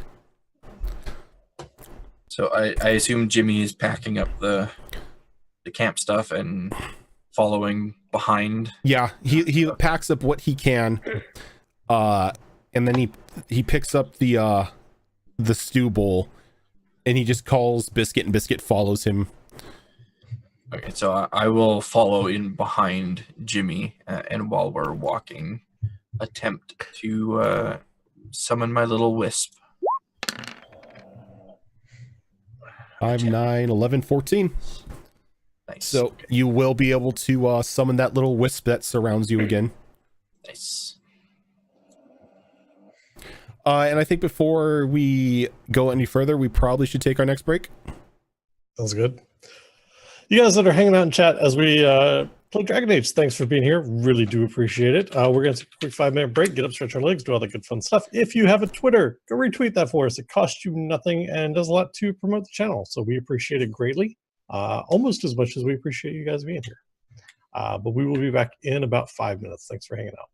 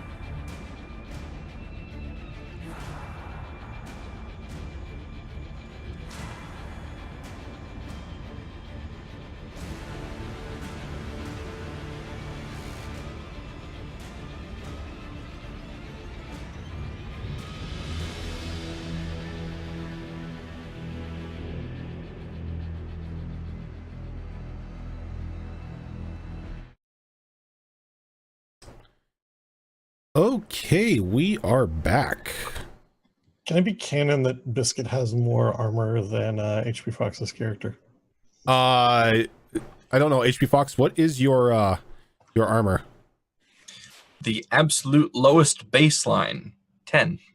But it is canon. Horses have a higher natural defense than that. Horses by default have 11. The sickly That's horse fantastic. is sturdier than the maid. Probably has more health too. Yeah. Probably. At the rate I've been seeing those heal fails. So before we went to break, you guys discovered that you are close by to a potential dwelling that a necromancer is staying at, that you are going to be delivered to by Jimmy's ex-pals. After packing up and taking breakfast to go, you decided to go pay the old man a visit and possibly murder him. But I just wanted to steal his stuff. with Jimmy and Biscuit in tow, it takes you about an hour and a half to walk from where your camp was to get towards the dwelling itself.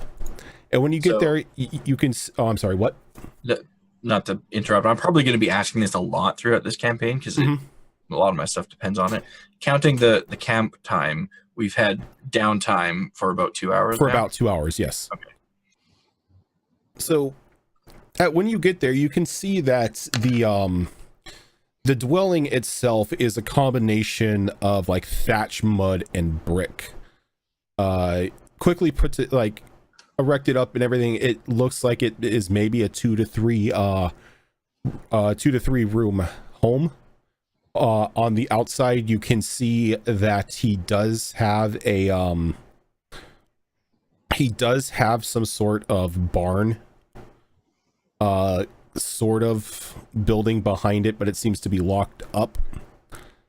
But you can hear from the inside the voice of an old man singing rather loudly as a kettle of tea begins to pipe over his voice.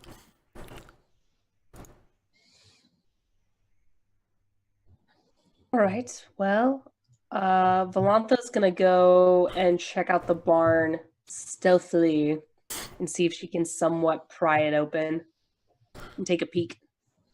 Okay. How are you gonna do that? Well, you said the door's locked, so Door is there is any way locked. she can use one of her daggers to start like picking the lock a little bit? Let's see. I'm looking at the ability list here for lock picking. Seduction. No, you can't seduce the lock open. Oh, I could certainly try. You're not trying hard enough then. Are you a mage? Or not a mage, a bard? Yep. Maybe. Light blade lock picking. Okay, so it would be a dexterity focus. Oh, So let's do this. and since you are using a dagger instead of a lock pick, you're going to get a -2 to the roll because daggers. Oh my god, I have lockpicks. I have lockpicks. If you have lockpicks, then you can just roll a straight up dexterity roll. If you have lockpicking as a focus, you can roll that. I totally forgot. I actually have stuff in my equipment. I actually okay, equipped myself.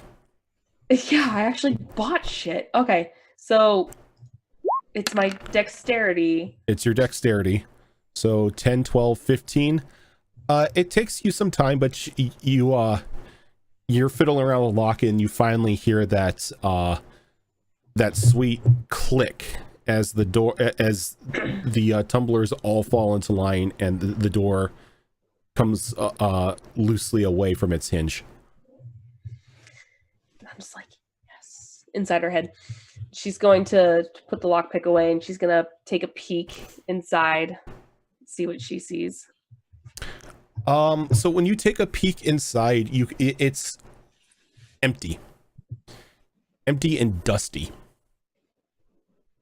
Oh, How this big is in this the one? house? No, this is the barn that's the small barn that's out back of the house. She's going to look around and she's going to feel for any kind of false wall or floor. Okay, you can give me searching, or if you have searching as a perception focus. If not, just perception. Okay. So 11, 12, 15. So as you're like feeling around, you don't feel anything along the walls, but your feet kick like a ring on the ground.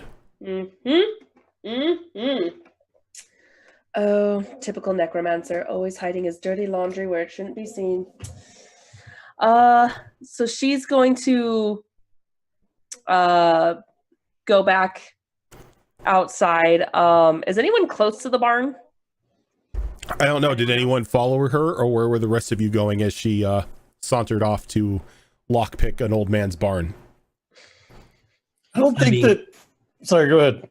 Oh, before we literally knocked down the door, I would have probably stopped our very large Kunari friend and suggested maybe we should see if we can bait him outside as opposed to fighting him in somewhere he knows well. How big is the house? Or The house, it's a decent size. Like I said, it probably has 3 rooms inside of it. Okay. So it's all right. So if it's only big enough for 3 rooms, yeah, chances are that Orzus will listen to the dwarf, which is more than he does for most people. But the dwarf has actually proven himself in combat, so he's listening. What the hell, man? You just shot things from a tree. That doesn't count. I made something explode, like literally explode. Yeah, and it hurt me. So,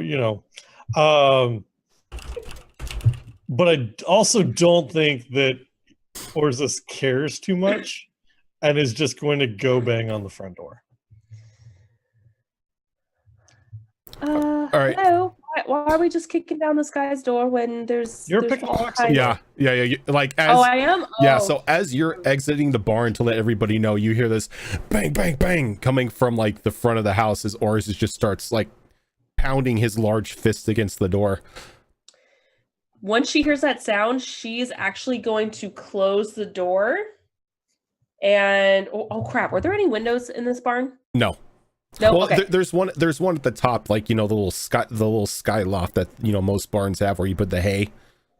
There's that, okay. but that's about it. So what she's gonna do then is she's gonna close the door because she's just like, oh shit, they're just banging down the door. And she's going to actually climb up to that loft and just kind of perch herself up there and wait and kind of view from that little window on what's going on in case she needs to do a little surprise attack, or us at the same time see what the hell's going on down there. Okay, so you climb up and you can't really see the front of the house from where you're situated at, but you hear the voice of the old man. It's like, hold your horses, I'm coming. It's like you hear like the tap of like a cane as you hear a single latch on the door slide as he opens up. He's like, yes. Oh, you're big. Can I help you? Are you a necromancer? I'm sorry? What the hell? Are you a necromancer? A necromancer? What's that?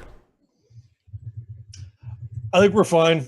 And he just turns on, walks off. Just, young man, are you okay? Are you lost? As he like sticks his head outside, and everyone can see that he's like probably in the equivalent of a bathrobe at the moment. He got very light, wispy white hair and looks like he's just woken up. So Vasily, the think you're second the I host. hear him say a necro, what? She's gonna go back towards the door and see if she can lift it up and be like, okay, let's see. Okay. She's having doubts, but she's gonna, the second she hears that, she was like, all right. She's gonna go investigate the hidden door. Okay. And you walk as you're walking down to get to the hidden door, the old man walks completely out of the house following Orzus. He's like, young man, what is this about necromancers? How smart is Orzus? Hang on. I don't think he's very smart. He is not. Oh, hello there. Is he like he gives a very like friendly wave to both Magnus and Estia. She's just standing next to Magnus with her arms crossed. She's kind of glaring at everything that's happening right now. Like, why are we even here? This is a waste of my time. You are the new Fenris. You are just broody all the time. Yeah, nothing. Was just had heard some rumors of something in the neighborhood and wanted to check and make sure that you were okay. I'm fine. Just putting on a morning kettle. Can I interest you young people in a cup of tea? Maybe some tea cake? Food? Sure. Yes, please, come on in. As he just begins to like very slowly walk back with the assistance of his cane back into his house.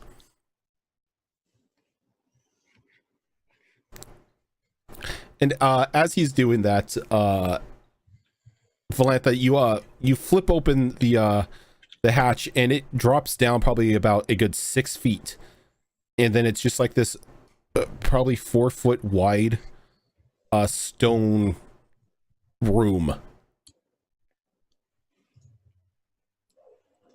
completely empty, but there is a ladder that leads down into it. All right, I'm going to go down into it and see if there is more hidden parts, whether it's door, wall, or whatever, but at the same time looking to see if she can find any blood or anything that, even though it looks empty, if it's like truly empty. Like I said, with like blood parts or maybe some pieces of bone or anything. All right, go ahead and do another searching roll. I'm just really waiting for the scream of he is a necromancer. Yeah. So you look around, and as you do, your foot trips a small pressure plate, and one of the walls slides away, and then it just reveals a spiral staircase going down deeper underground. And as soon as the door opens, like a waft of rotting flesh just invades your nostrils. Yep. Okay. Is there anything around, like a piece of wood or anything that I can light as a torch? Not down there. It's the small stone room is completely barren. Okay. Can I quickly go back up at all in the barn and find any kind of piece of wood or anything to kind of act as? You can search for one if you'd like. See if you can't find something that may be able to hold its own as a torch. 7, 12, 15. You do find some things that you may think would work as a torch, but they wouldn't really last. Okay. You pretty much just find spare wood that would be used for kindling. Okay, so what I'm going to do is I'm going to kind of take it with me, and you basically wait until I get to the bottom of those spiral stairs. So I'm just going to kind of feel the wall the whole time, and then when I get to the bottom, I'll light it. All right, and as you light it, it illuminates a wooden set of double doors, and you can see that there are scratch marks and blood like splattered all over the door, like as if people were trying to claw their way out of here. And like every now and then you can hear like rattly footsteps from the other side of the door.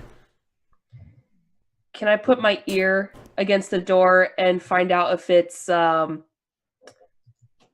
how do I describe this?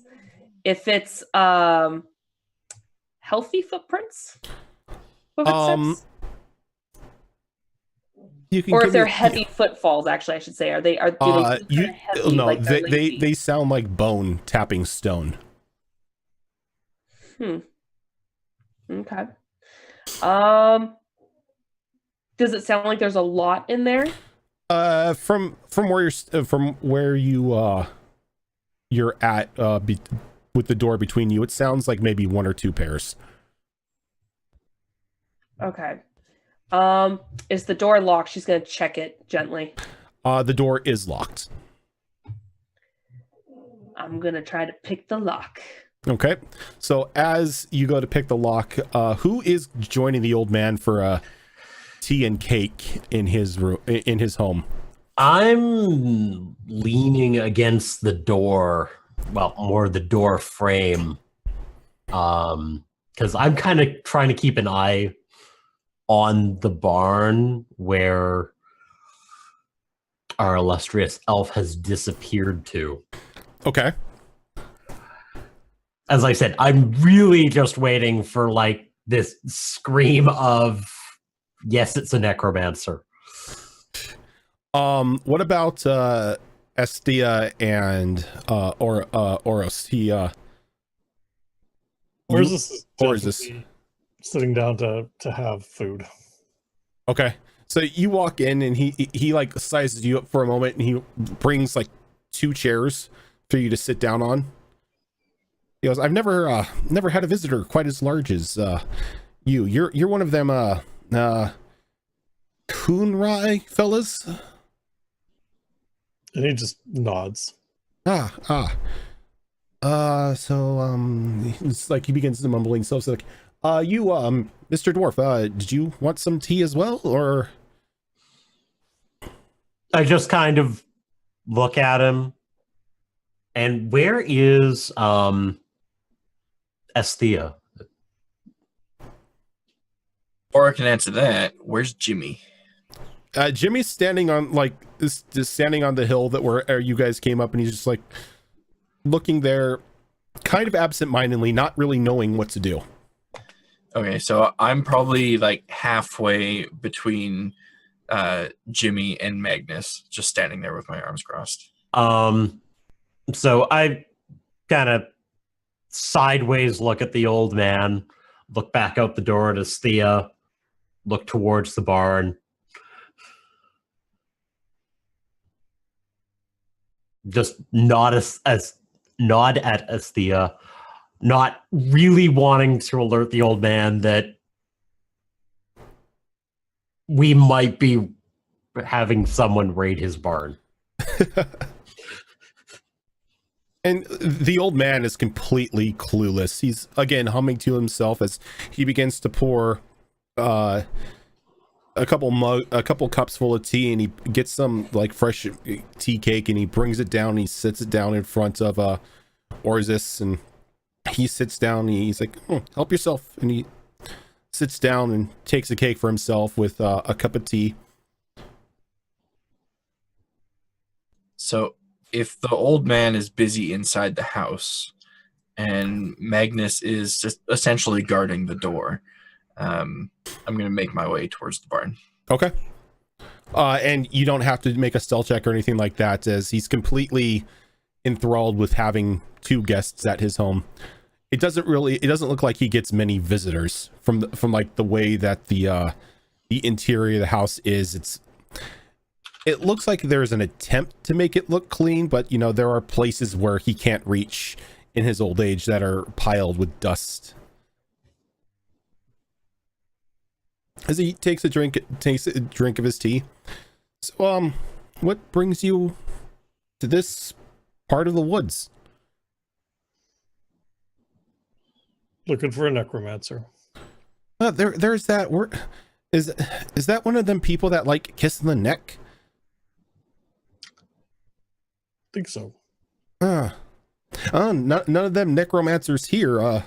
Just me and my tea and my my garden. Haven't been many people here for 3 years now, going on.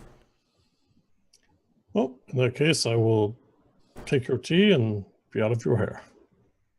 Stay as long as you like. I like the company. And as like, if you take a taste of the tea, it's a very sweet tasting tea. Okay. Yeah, I don't know why I would recognize poison by taste, so never mind. Unless you would make a habit of being poisoned. Does this tea taste like chloroform to you? I've been building up my my resistance to iocane powder. Okay? I mean, you are a Kunari. I would believe that. It's like, yeah, you gonna join us, Mr. Dwarf? We just had breakfast. I'm okay. Okay. Okay, well, make yourself at home.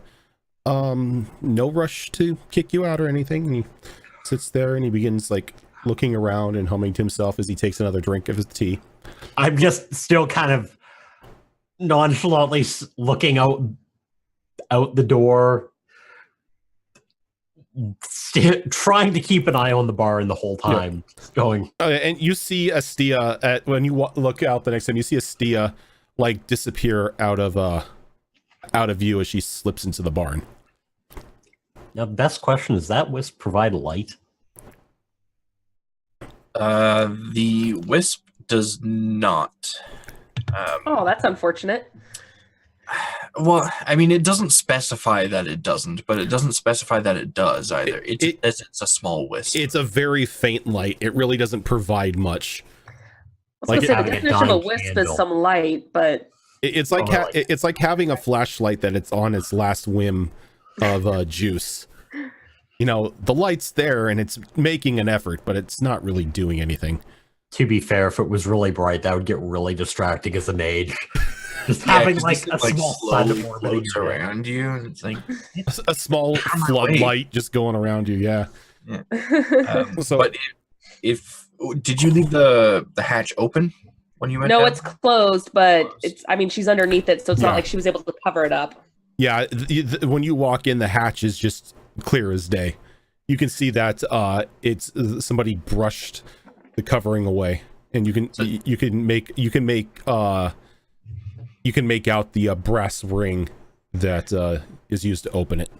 So it's probably safe to assume then that I would know that Valentha probably went down there. You could assume that, yes. I saw her go into the barn, didn't see her come out, and she's not in here right now. So I'm hiding under the hay. You just don't know it. So I'll open the hatch, and seeing that it's dark down there, I'll pull a candle out of my bag because I didn't bring thieves' tools, but I did bring a candle. Brought 6 candles. And I brought flint Not and steel. 16. Oh, Jesus. 16 candles. And I'll light the candle and then go down there. All right. And Valentha, as you're messing with the lock, trying to like pick it in the very limited light you have, the behind you the stairway begins to slowly illuminate.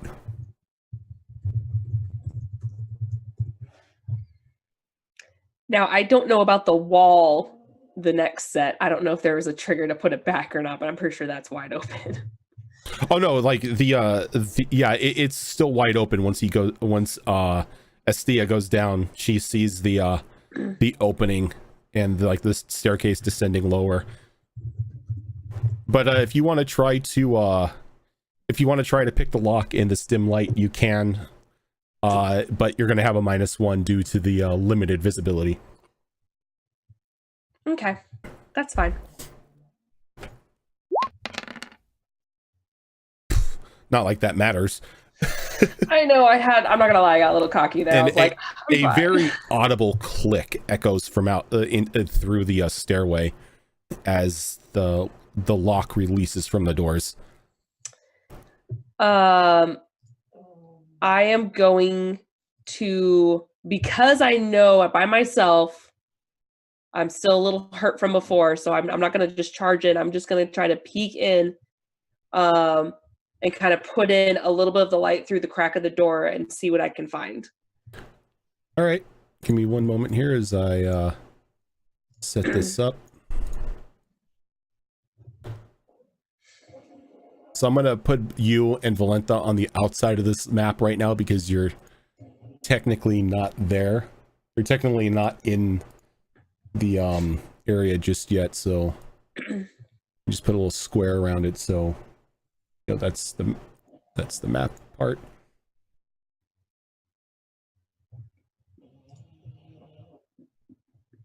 Oh, goodness. Oh, I gotta zoom. There we go. Yeah, you got to zoom in for this one. So you like peek open, you can see a stone set basement that has been created underneath the barn, and the walls itself are decorated with illuminated torches that show the numerous blood streaks on the ground and along the walls. Like the door opening, just that pungent rotting flesh smell just becomes 10 times worse. And like Estia, you now smell it as you're maybe about 5 feet from Valanta when she opens the door. At this point, I probably have like the sleeve of my jacket kind of covering my face or something. I've got my scarf up over my nose. And I put out the light that I'm carrying.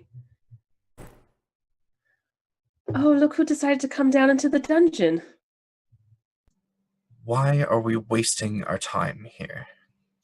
I don't know if you see these doors, but pretty sure we found the necromancer's little dirty secret. And that's our business, how? It's really not, but you know what? The hype just kind of roped me in, and I like secrets. Right, well, there's your secret. Mystery solved. Can we go? You don't want to see if there's any treasure inside? I don't care if there's any treasure inside. Of course not, dear. Well, have fun. Bye-bye. I'm going to start going in.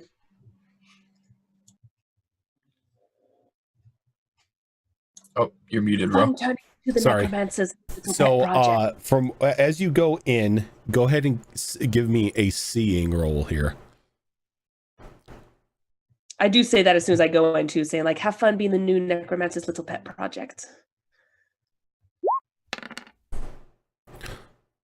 5, 7, 9. Okay, so looking down the hallway, you can see that there are two skeletons on opposite sides of the hallway, almost as standing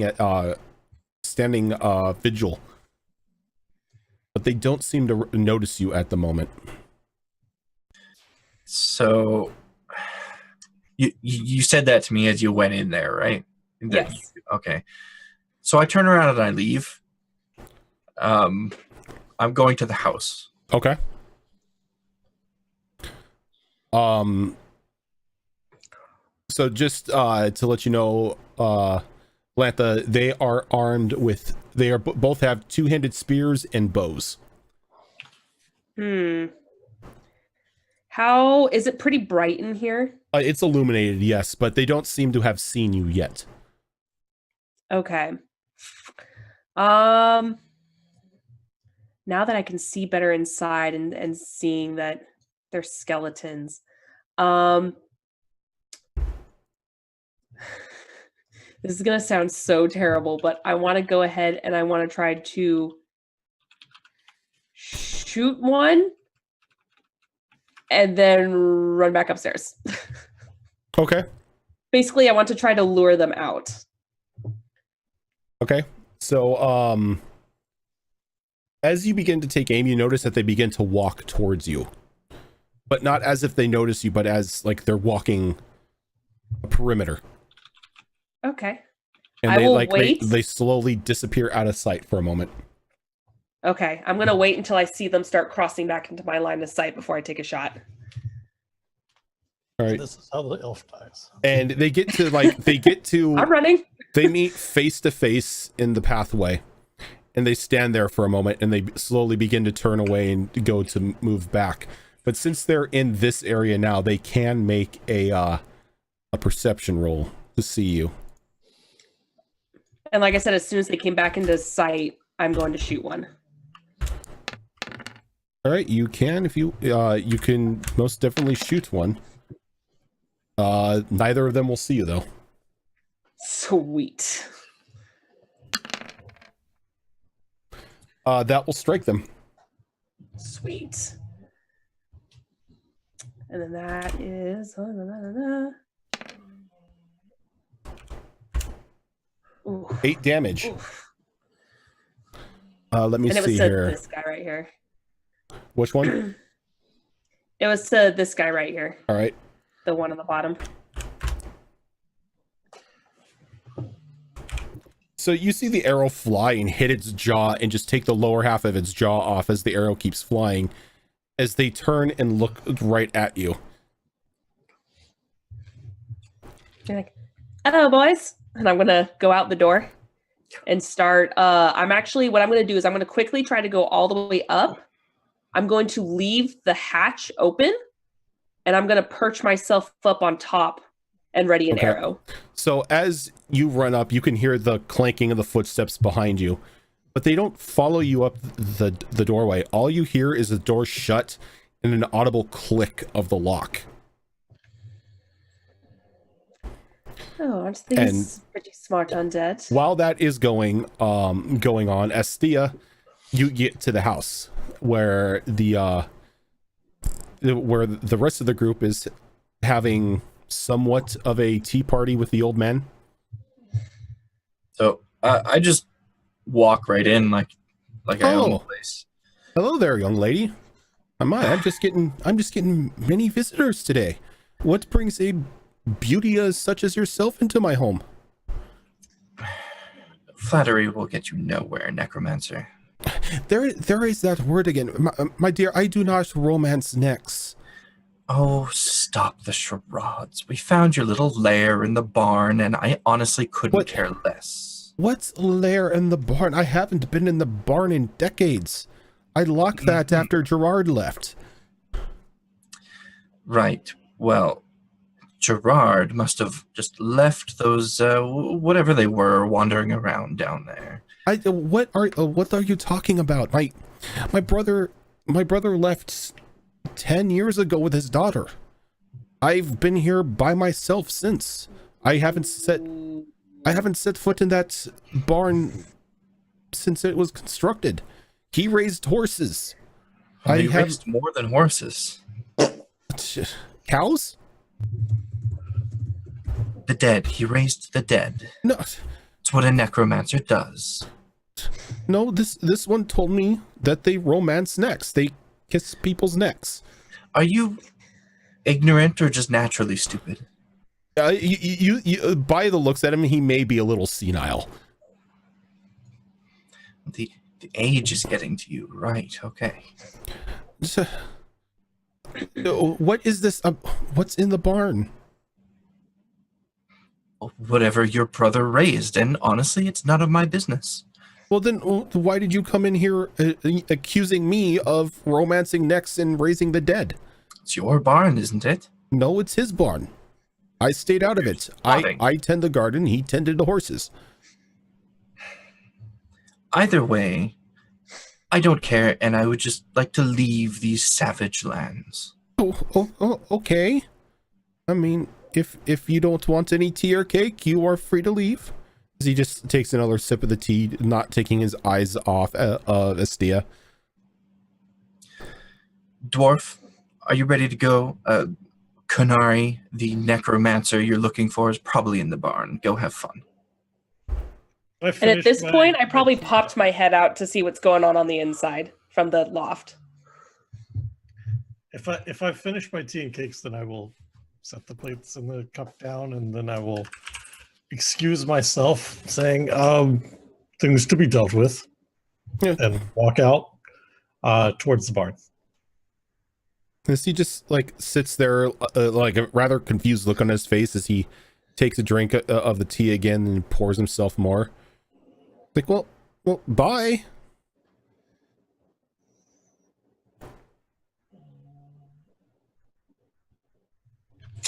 Or just doesn't like reply to the buy or anything. He's got something else to do now, so he's going towards the barn. Well, dwarf, shall we go get Jimmy and be on our way? Unfortunately, the elf is our guide out of here, and unless you intend to guide us, we should probably rescue her from whatever mess she's gotten herself into before we leave. I mean, you could always let Jimmy guide you. No. We saw what happens when We want shame on me. Old No. man, you don't happen to have a map or a compass, do you? No, don't need one. Which way is north from here? Up. Useless. Simpleton. Leaves. Bitch gotta stay with me now.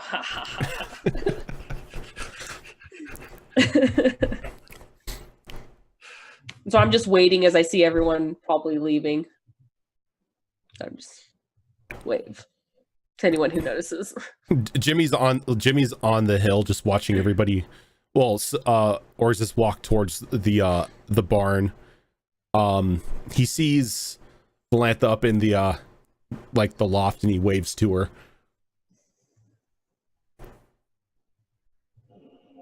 As we're walking towards the barn, I call out, Jimmy, you should go spend some time with the old man. We'll be back. Oh, okay, I can do that. And he walks down, and like you can hear the old man's like, "Oh, hello, young man. Would you like some tea?" And the two of them just sit at the table and just begin to converse about farm stuff.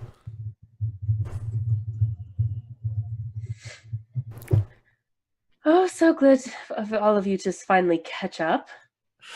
How was the necromancer?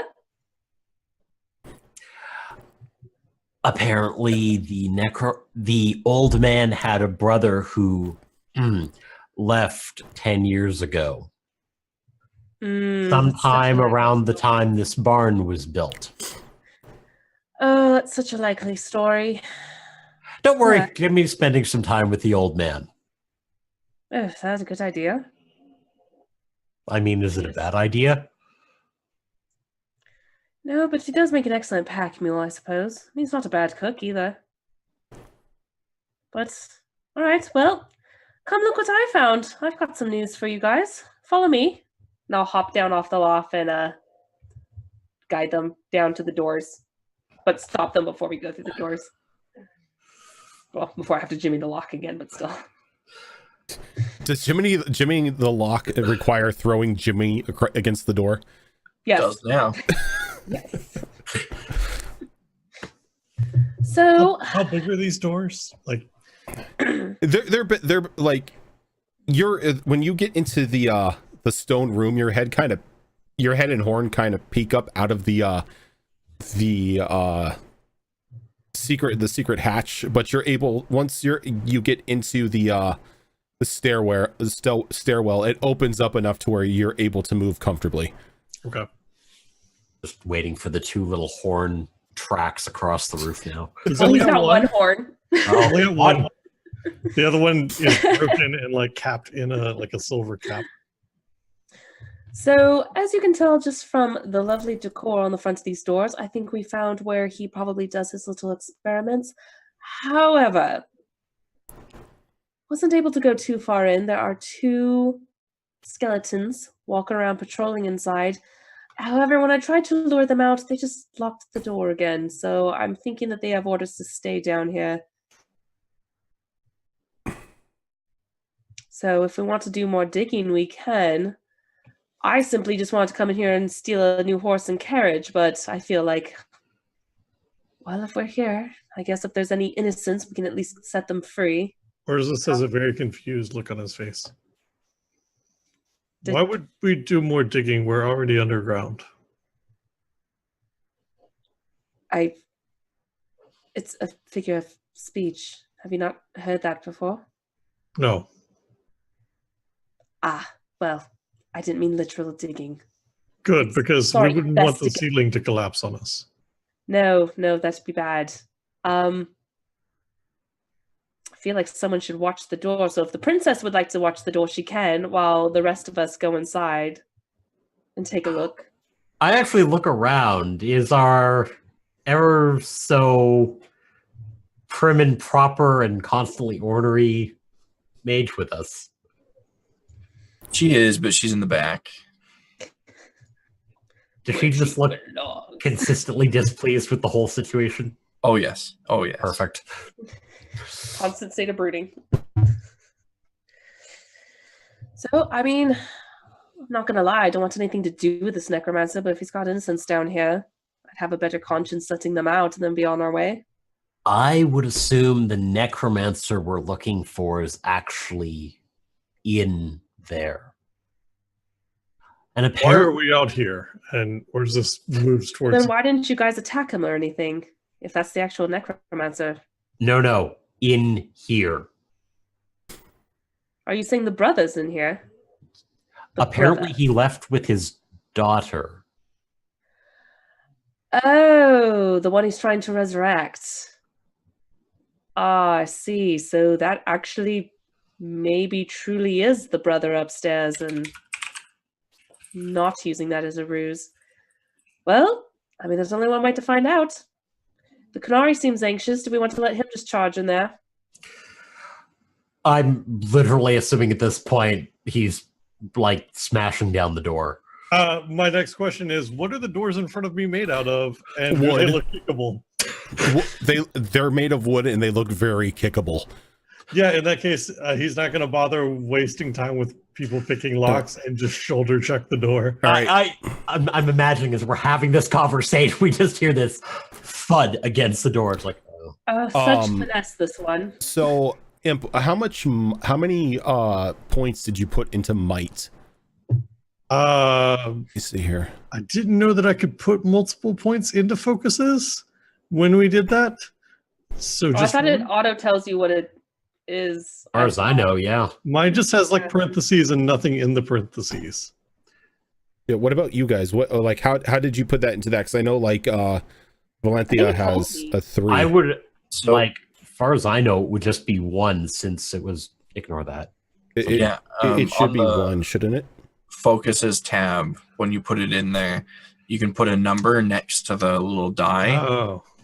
That's where you put how many points you have in it. I Yeah. think I only got Yeah. 2 focuses and I put 1 into my Okay. to it. Oh, so Valantha may not have 3 of each. I don't think you have 6 points into it.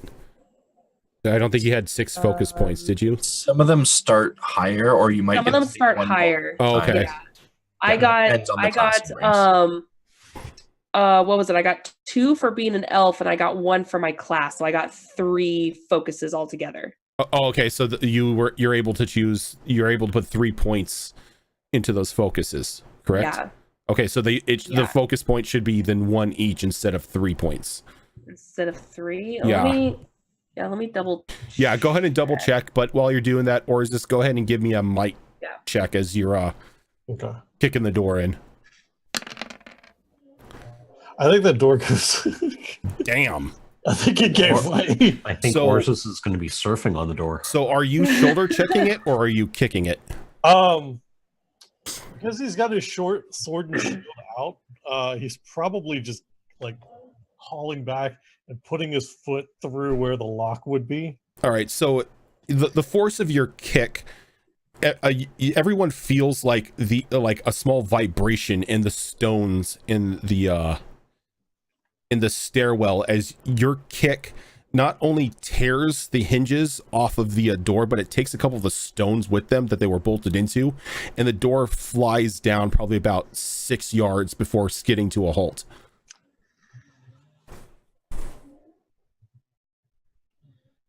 I think he just keeps moving. I don't think it's not anything that like he was even gonna stop for. Okay. Like, okay, door's open and he's just going. So go ahead and move Orzus, and then before anyone else does anything, go ahead and let's roll initiative, because that right there kind of like took away any aspect of surprise here. Where's this is not stealthy person. This mission has a Nope. stealth optional flag. What's that? Oh, it has a stealth optional flash. All of the missions now have stealth options. So how does our health work if we've been technically rested for like 2 hours, or is it like you have to either be healed, drink a health potion, or it has to be the complete next day? I believe it's 8 hours you regain the HP. Okay. Yeah. All right, so we're rolling dexterity for initiative, right? Yes, dexterity for initiative. There was that entire time in the cart before Jimmy crashed it. Yeah. So like that time you guys would have healed, but then any of the damage that you've taken amongst the time and everything after that. Now healing is God, I looked at it and I don't remember what it was. So 9 and 14. Fox, do you happen to remember what points healed over 8 hours is? No.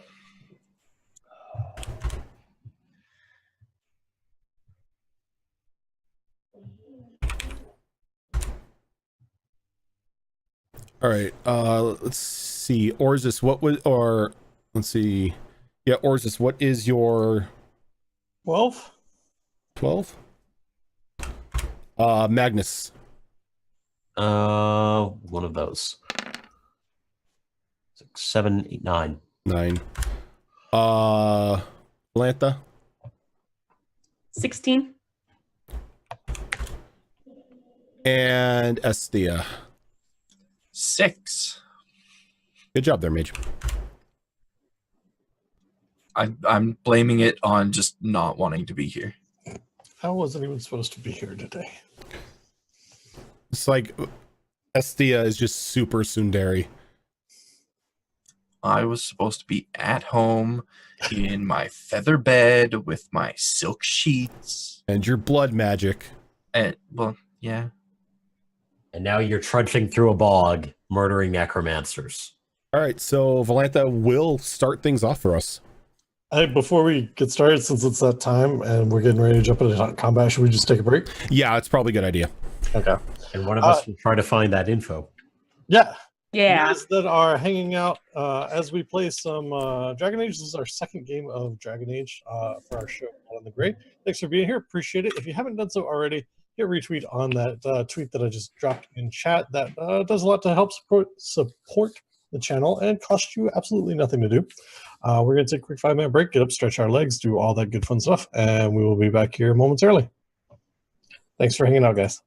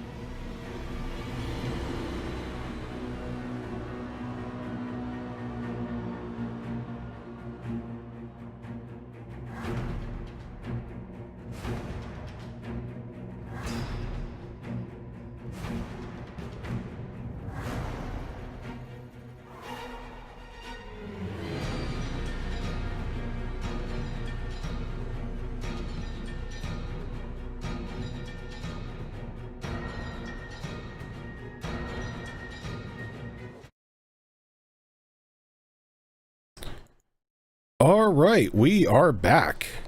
Hi. Nice. That was an interesting shock look on Zoro's face. You're And she's muted. No, I'm watching the new Dark Phoenix trailer, and so much craziness is happening. Oh, okay. I was just like, what? Why are you shocked? Oh god, it's so good. It looks so good. I'm not done with the trailer though, so I'll watch it later. All right. So while we were away, we did find the health rules. So it looks like you guys. So we're actually okay because it auto-generated. Tank Thanks Pig. for the resub, sir. Or the sub. Appreciate that. You guys drop your hearts, mimics, and eyeballs in chat. Show some love and support for Tech Big, who is on our Sunday night Waste Time Water Deep game. Thank you for that sub, sir. Appreciate it. So I think you guys could do the breather rest. That would have happened regardless, probably after our encounter with the Darkspawn. Yeah. So you get Yeah. 5 plus your 5 plus Constitution plus level HP back. So 5 plus our Constitution score. So it's not a roll; it's just a flat number. That's It's just a just flat a number. flat 5-minute rest after combat. Mm-hmm. And you get one of those after an encounter. Now, if you were to get 8 hour or 6 hours of restful sleep, you gain 10 plus your Constitution plus your level in health. Also, there is magical healing, which is the most commonly the mage spell heal, or health potions. Yeah, except HP Fox can't actually do that, so it's fine. Well, Yeah. I mean, It's- technically she can, but Estia isn't great on rolling that 10. I'm not blaming SD. I'm blaming HP Fox. She's not big on fixing people. She's more the take them apart type. You're running what, about God, you're our 25% healers. success rate on that heal now? About that, yeah. Yeah. Our So you're healer doesn't want to bandage- heal. You're bandage spec priest from WoW. Yeah. Fighter main heal. It's Fighter okay, at healer. this rate, I'm just gonna hoard all the health again. All right. I'm just gonna hoard all the health potions again. So before we went on our break, you guys, Orzus kicked the literally just booted the door to the secret basement in, alerting the 2 skeleton guards to your presence, and we're at the top of the initiative with Valentha. I think the correct word there is obliterated. the Oh yeah, door. yeah, obliterated the door.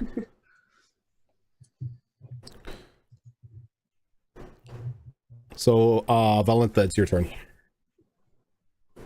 Okay, so do I see which one the guy has no jaw from before? Not from where you're standing, no. Oh, I've gone that far back. Yeah. Okay. I'll go next to him. Sure, why not?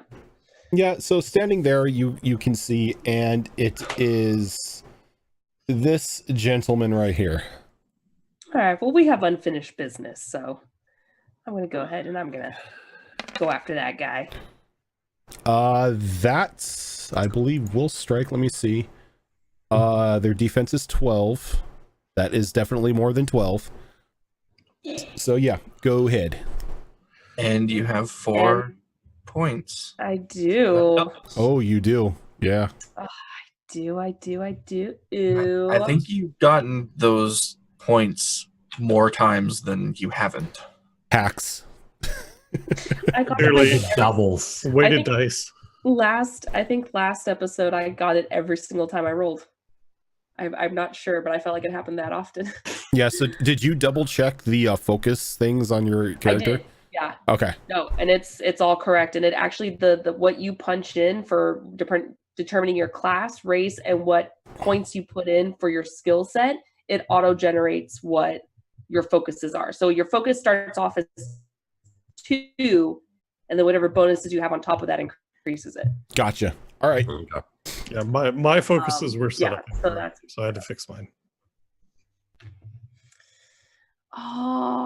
Right. So I have 4. Yeah, Is it possible for me to do 2 mighty blows back to back? No, it can only be 1 mighty blow. Okay. That's You can only use 1 stunt unless it's otherwise stated. Remember, Okay. piercing blow is always a really good option. Yeah, that actually was what I was thinking for my backup. So I'm going to do mighty blow and then pierce armor. So it. Okay. Yeah, so his armor rating is halved. I'll tell you right now, they're not wearing any armor. They're literally just skeletons. Oh, okay. Well, then I'll just knock it prone then. Okay. So I'll do my mighty. Your mighty blow, and then. All right, so 10. All right, so technically you don't have to knock this thing prone. It's deaded. Oh yeah. It's just like the arrows again pierce into its skull, and like whatever spirit was possessing the skeleton just seems to fade off as the bones just crumple into dust. See, I told you I make things explode. As I lean into Orzus. It'll just kind of give her a confirmed like nod. All right. Let's see. All right, so this skeleton is going to come down to here, right there, line up its shot, and take a return fire at Valentha. I should have hidden behind the canary. God damn it! I did not think this through. I'm not used to getting shot at, so I don't know what my 13. Matches. That matches, so that will hit. And with matching 4, so it's got some stunts to do on you. So No. it is going to do. Let me see here if it can do it. It can. It is going to do mighty blow in pierce armor. So your armor rating is going to be halved for this attack, and it's going to get an additional d6 on top of it. Okay. So for a total of 7. Okay, I only take 6. Okay. Orzus. All right. So, question, because I'm too far away to hit anything, even if I move my full distance. Is there an option to not take an attack and dash? Is that a thing in Dragon Age? I don't know. Let's get a rule clarification on that one. I have the table in front of me. Run. You can move double your speed in yards, but you cannot take this action if you're prone or need to stand up first. That a minor action or a major action? It is a major action, so it consumes your entire turn, but you can move double. There you go. All right, so I'm going to try this again here. So normally I should have 5, and so this will give me 10. Yep. So 1, You'll be really close to it. 4, 5, 6, 7, 8, 9, 10. Dude, I'm a boss with that 10,000 bits. Dude, I'm a boss. Thank you. Damn. Guys, drop some hearts in chat for Dude, I'm a boss. Appreciate that love and support, sir. Thank you so much. Jeez, dude, thank you very much. Oh my Appreciate that God. very much. Thank you, sir. You're redonkulous. Thank you. Damn. You're ridiculous. Oh. That didn't work. And like all I'm seeing is the movement squares and like you very slowly moving up. That's weird. All right. Apparently that causes a whole bunch of lag, so I won't do that anymore. Click on your map and see if that gets rid of it. If not, I think I know what it did last time. Actually, that. There we go. What I've been doing to show those paths as well without doing that for the Tuesday game is I'll use the ruler, and then if you right click, you can. Oh, I didn't know And- that about the. Yeah, you hold down the left click, and then every time you right click, it'll make a point essentially. Okay. There was another one to do it. Since we're fucking with this real quick, I think spacebar. No, spacebar doesn't do it. X shows like your previous movements. Mm-hmm. So that's It's like a movement undo. yeah, that one doesn't go away too well though. Okay. All right, so I would just use the ruler then. All right. If I'm worrying about path.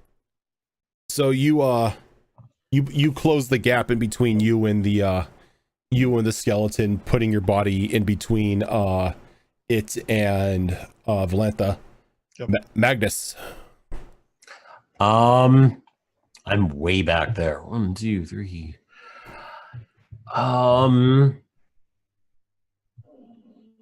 Now, where my speed would be 9, so if I'm doing a run, that would technically move it up to 18. Correct. Okay, so board. That'll let you move 9 squares. 3, 4, 5, 6, 7, 8, 9. Oh.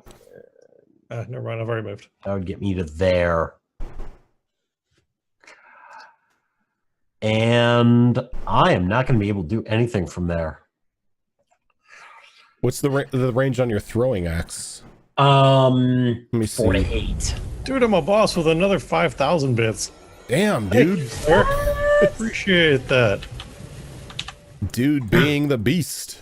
You're just dropping bits on us. Appreciate that very much, sir. How are you doing this for them evening? tickle bitties. Yeah. God. 4 to quick. 8 yards, yeah. So I have a clarifying question.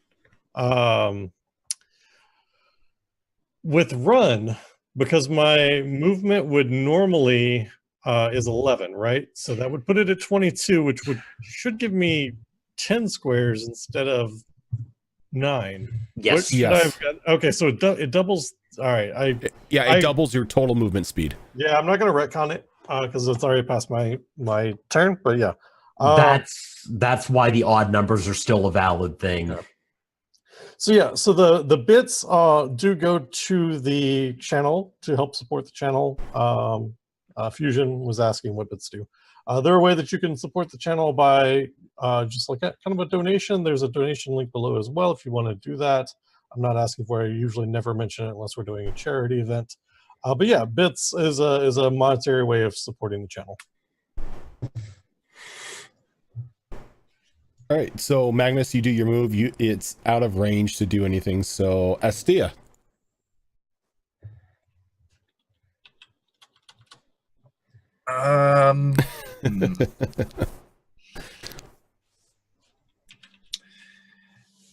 I'm finding it's a constant battle with this character of, do I just want to stand here or do I actually want to get involved?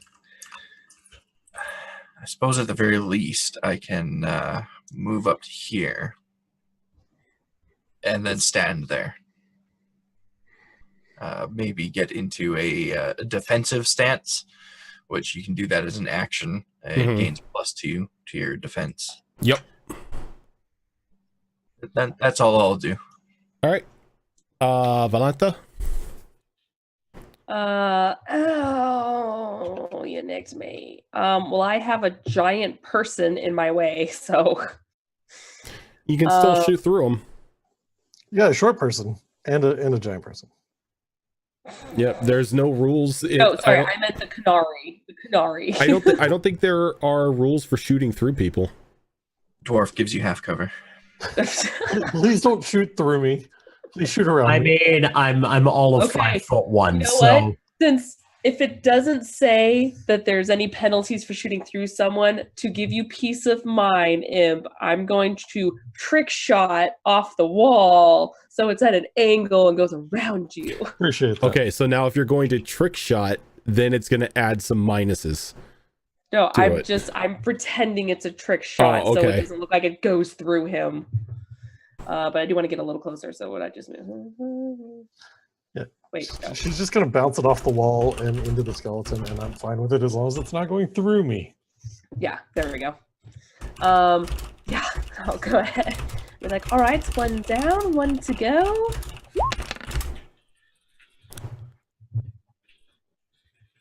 All right, what did you roll this time?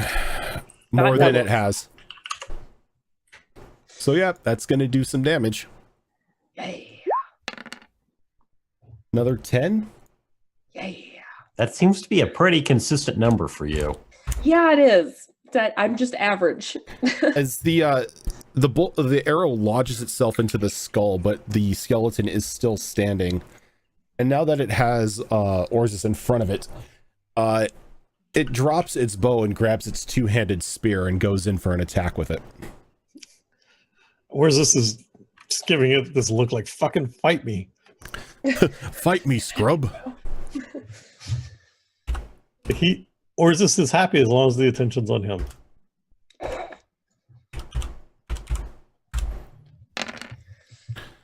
Uh, 14. I believe that meets. Is that your defense? Yeah, it does meet. Okay, so that will strike. And it's going to do some damage here.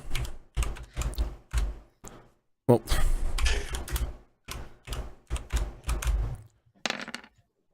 it's going to do a total of 12. Okay. Minus whatever Minus your my armor. Yeah. Okay, got it. Yes. So minus the 4, not minus the 14. Mm-hmm. Okay. Right. And then it is That's Orz's too turn. Yeah. Kind of sucks that. I guess that doesn't make sense. Never mind. Anyway, yeah. Seeing that he got hit, just kind of smiles and takes the bastard sword that he has in one hand and just attempts to like cleave this thing from skull like straight down through the spine and out the pelvis. All right. Let's see. All right, it's this one that I hit. That will hit. Yep. There we go. And then this one for the damage. 8. And that will split it and shatter it as again the demon inhabiting the body just escapes from it and the bones just crumble as it goes back to the veil. He just grins as like the bone dust flies up through the room. I'm going to, because I heard them before, I'm going to find the key off of whichever skeleton had the key to lock the door. You can give me a search roll. Why, yes. Yes, I can. All right, you find the key on the one where you've shot it, knocked its jaw off. Oh, I thank you. All right. It's like, all right, well, let's keep going. I'm sure there's plenty more of these, and who knows what else down here. Oh, I'm going to like sprint to catch up to everybody here. Wait up, guys! Having Gimli moments here. This is ridiculous. That's what I keep thinking. Toss me. Don't tell the elf. No, it's that whole we're dangerous over short distances. Oi. So, seeing the spirits kind of like dissipate whatever from the bones, Volantha's a little concerned if there actually are any survivors down here, so she's gonna keep moving forward without saying anything. All right. Everyone in here, once you've cleared like the initial hallway, can give me a perception roll. We're good. Where do I find that? Oh, there it is. It's actually just a skill. 11. What's this perception? Sorry. Perception, yes. Is this seeing? It would be hearing. Oh, okay. Elves. Thank you, ears. Thank you. All right, so let's see. 8, 10, 11, 7, 8, 11. All right, you all hear it because it's not too muffled, as you can hear chanting echoing out into the basement area that you're in, coming a little bit further into the dwelling itself. With how we can't tell if it's like left or right or anything. It's just further in. With how close you are, how deeper you are in with your roll, Volantha, you can tell it's probably behind that door. Okay. So I'm going to just kind of casually look back and notice if anyone else heard the same thing. And I'm guessing from like just the expressions, they're like listening, like their eyes are moving or whatever. So I'm going to point, still not saying anything. I'm just going to point and start walking in the direction where I heard it. Estia, let's see, you heard it. You understand the chant going on, as it is a blood magic ritual. Do I know which one? I can roll for that if you want. Yeah, let's go ahead and do a roll here. Okay, I do happen to have a focus in arcane lore. There you go. It's where you become substantially more upset with what's going on. All right. Yeah, it is a blood magic ritual making a deal with a demon. It's a pact spell. So I'm still gonna stay a little ways behind the party, but the expression on my face has changed from one of boredom to one of intrigue and interest, So and maybe a tinge of anger. Is the chanting something that Orzus hears? Yes, everyone rolled high enough to hear the chanting, but Okay, the only one who actually understands what it is Estia. Sure. Orzus is going to walk by Estia and mutter under his breath, "Fucking mages," and spit on the floor, like not at her feet, but like in front of her. He's not trying to hit her with it. Orzus, when you spit on the ground, you notice the spit like bubble and then like just be absorbed into the stone itself. Yeah, he's putting his sword and shield up and just getting the mace out already because he just does not want to deal with this.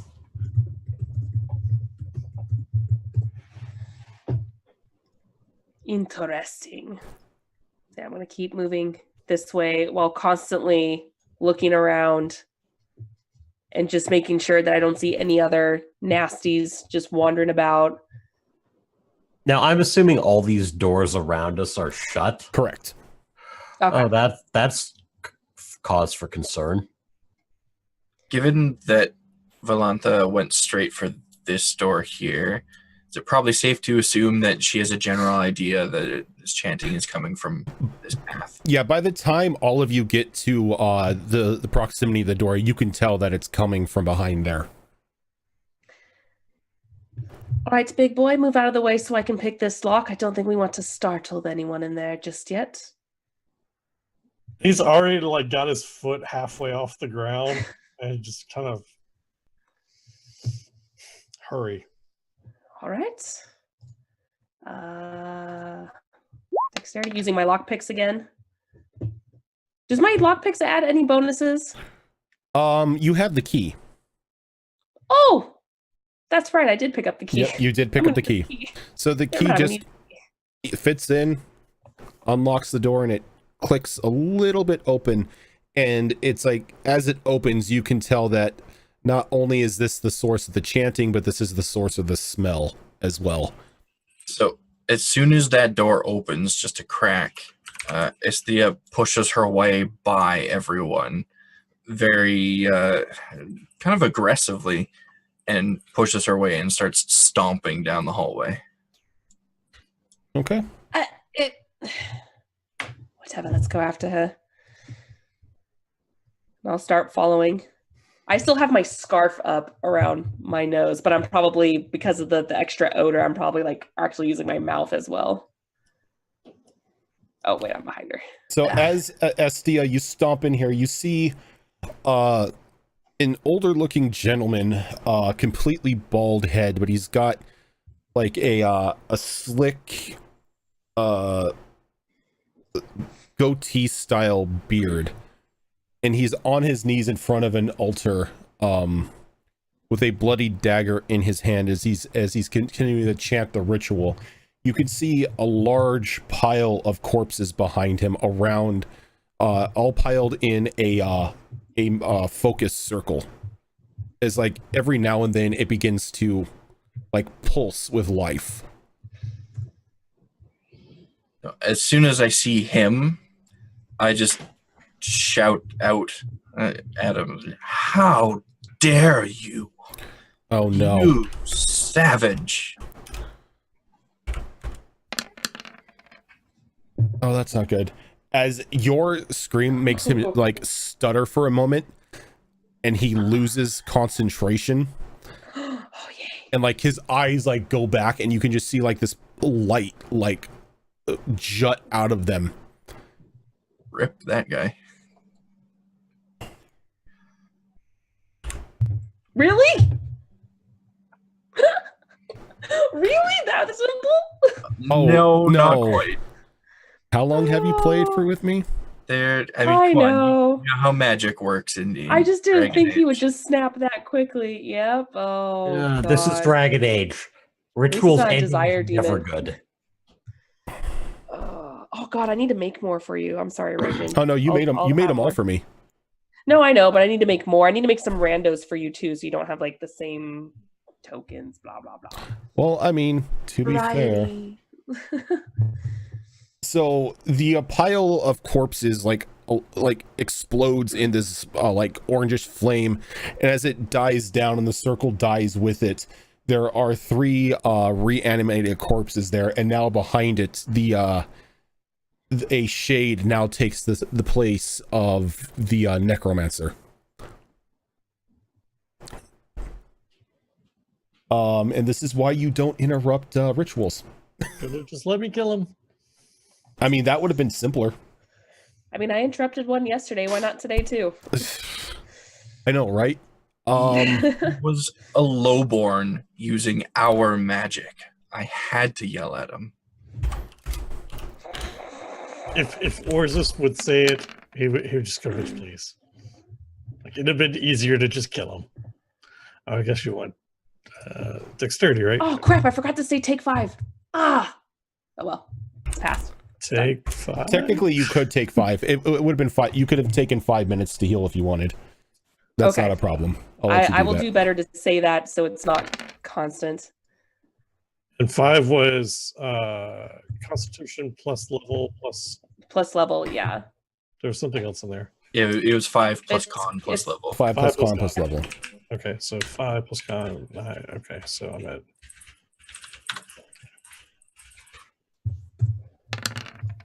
Sweet. Gotta Good. love I'm that going natural healing. Last. That natural healing. What is their dexterity? Natural. Okay. Oh, right. I need to roll. That might be a thing.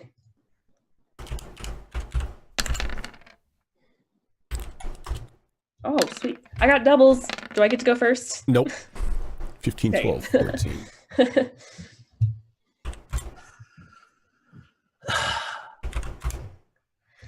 Elves. All right. Not Astia, even once. Astia, what is your initiative roll? 11. I could do it myself. I don't know if that was a good thing or a bad thing. Interesting. How'd you do that?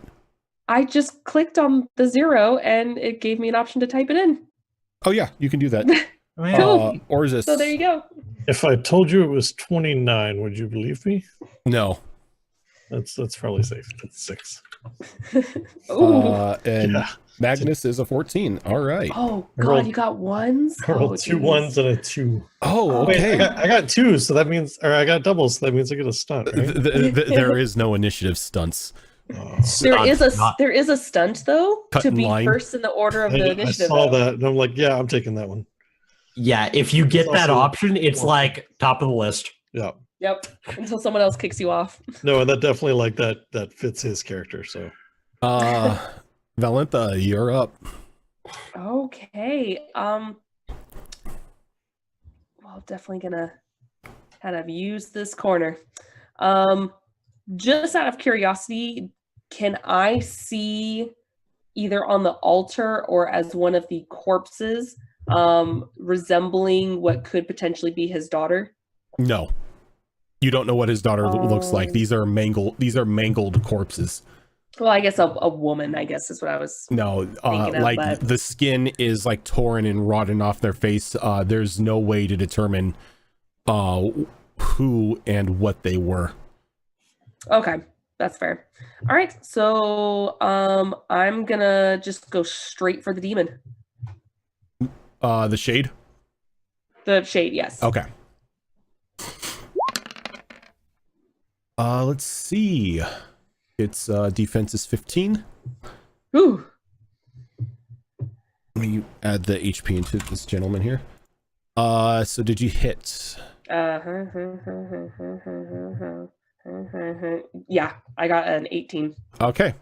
So you can go ahead and roll the damage. I'm here slower when it comes to math. 11 damage, nice. 11 damage. Yeah, and I'm just gonna stay in this corner. Ooh, that is actually a very nice one. Stop looking at cursed items. Oh, I'm not. And these aren't cursed items. I would just hate to see what happens if we encounter a desire demon and see what the hell Fox's character does. It would be bad times for everyone. Good Yeah, times for I know. me, though. Yeah. Briefly. Yeah. I don't know why, but this whole entire time for the necromancy, I was instantly thinking of the quest in Dragon Age 2, for those who know what I'm talking about. I was thinking about the quest for necromancy and Inquisition. Oh, that one. Yeah. Oh, I went to the super dark spectrum. You went to a lighter side. I went to the darker side. All right, so Captain Shade here.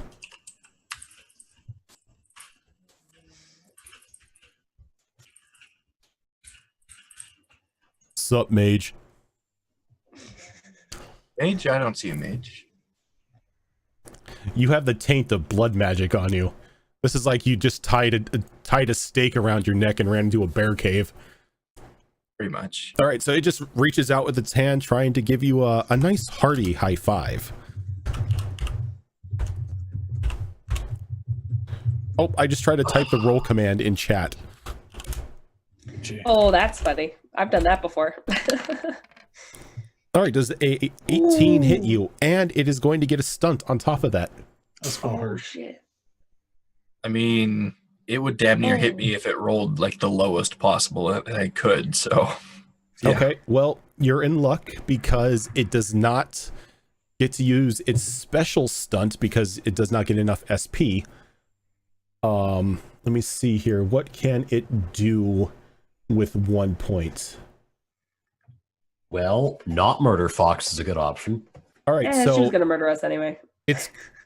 it like slaps you and knocks you down 2 yards in front of Magnus. And you are going to take this damage. And this is penetrating damage. So armor does not stop it. So you're going to take Everything is penetrating damage for me. So you're going to take 7 points of damage. Freezing? Now we go up to the first corpse, who has a speed of 8. Gonna come over here and say sup to Orzus. And it's going to take a swipe at him with its claws.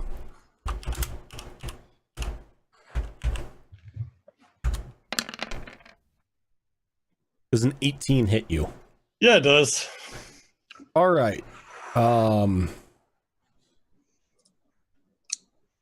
That will not Fucking hit. weighted rolls, Rogen. No, I'm just kidding. There's no stunts, so you can be happy about that. I mean, I am happy. All right, this is not piercing. This is normal damage. So you're going to take a total of 10. Take 6. And Magnus. I just healed those back.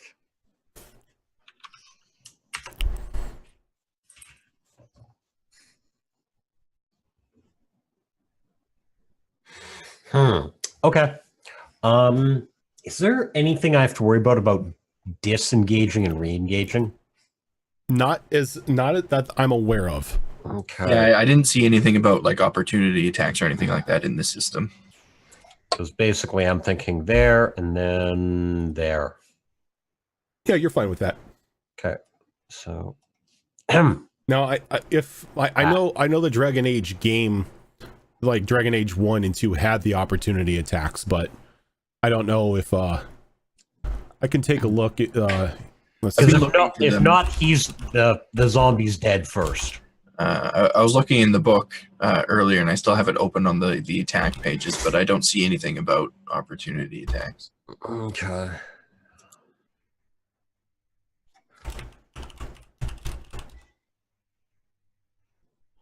Nope, I don't see anything about it. So Okay, then It's we're not doing there. that. I'm gonna try to take a chunk out of the shade? all right. Question mark. Attempt is being made. An attempt is being made. You know what? I'm actually going to charge that so I get the +1 as a minor. Oh, actually, you know what, Zoro, you didn't do any damage to it. The 11 damage didn't do anything? The arrow flew through it. It's incorporeal. The only things that can attack it are magical damage. Now, if you get a stunt, there is a special stunt you can do for 3 SP called Spirit Bane, which will allow you to deal damage to it. I don't have anything magical on me. If this is something I need to require in the future, I can hit it in the game. But no, but if you roll an attack on it, you get a stunt. If you can spend 3 SP for a special stunt called Spirit Bane, which it will do damage to it.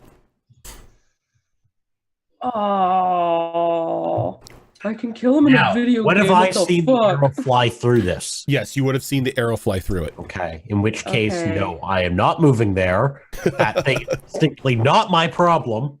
Nope. So we're just going to try to take a chunk out of this. Then. Thanks, So please. Oh. 6, 7, 8, 11 on the corpse. Yep. That is not going to hit. Boo. They have Okay. they have a defense of 12. Lord. All right, the next one here. Gonna move there, and that's about all he can do. And then hi, Volantha. Hi. What's his class? All right. Oh, his Goal in this game: find a magical item. Oh, 18 is going to hit, and it gets a stunt.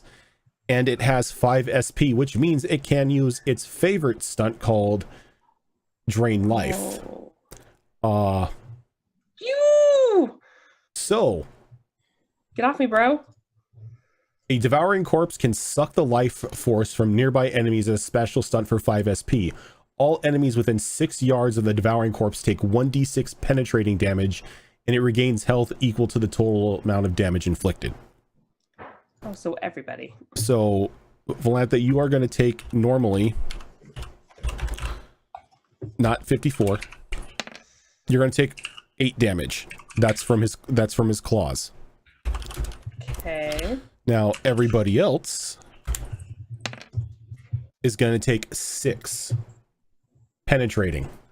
Ow! Fucker. I resent that.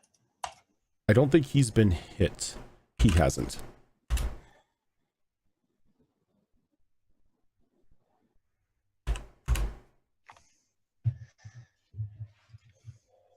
This one was not hit. So he let's see. So 6, 12, 24. He can absorb 24.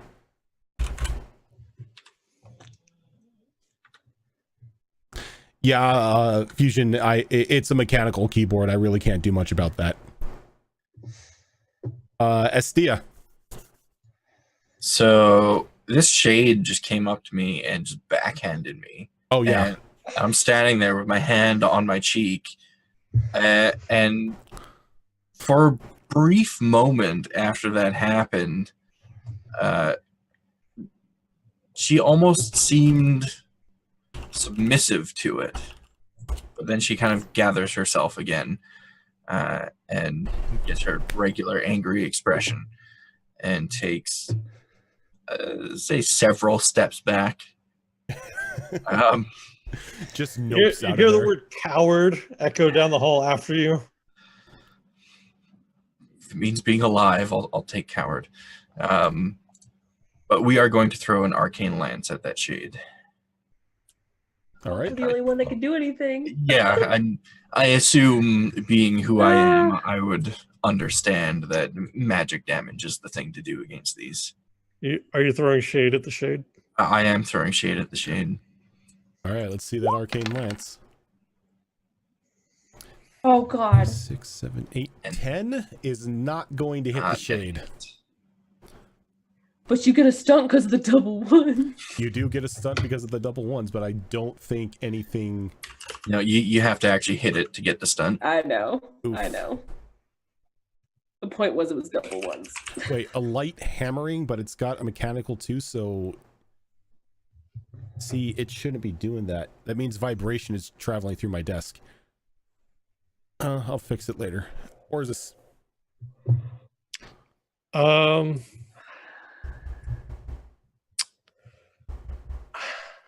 Really annoyed that the mage ran away.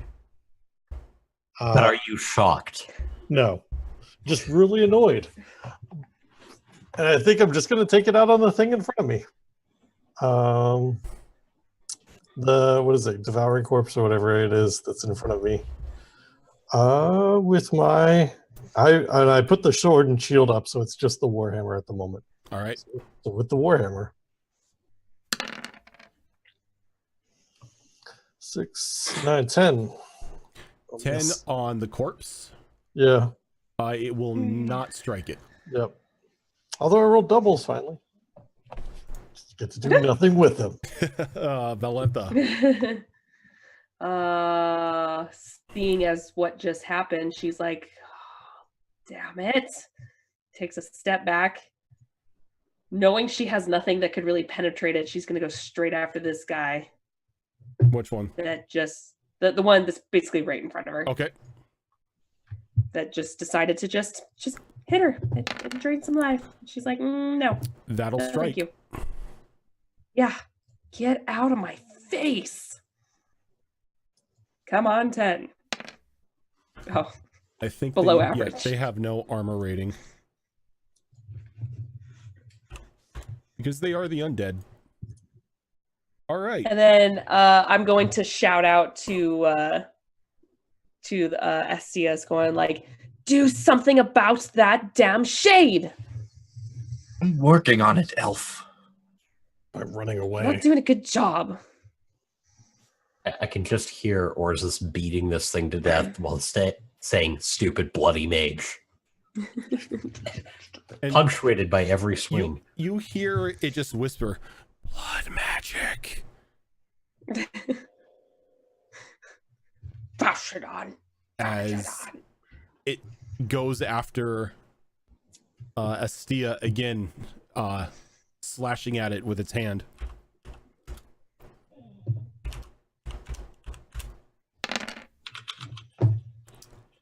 $16's gonna hit you. Let's do this.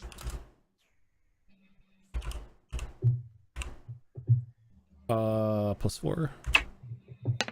All right, so it's gonna do 5 Ooh. penetrating. First town we get to, if we live that long, I'm buying some armored clothing. It's probably a good idea. The devouring corpse in front of Orzus. Fuck off. That's what he's doing. He's fucking off. No, inappropriate. he's gonna try to hit you with its claw again.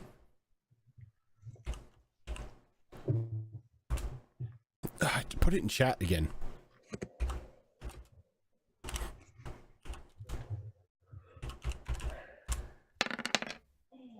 No, sir. 11, I saw the 5. Ooh. 11 also doesn't hit. the 11 does not hit. All right, so it will miss. Magnus. Oh, we are going to try to remove this one in front of us because Lord is he being obnoxious.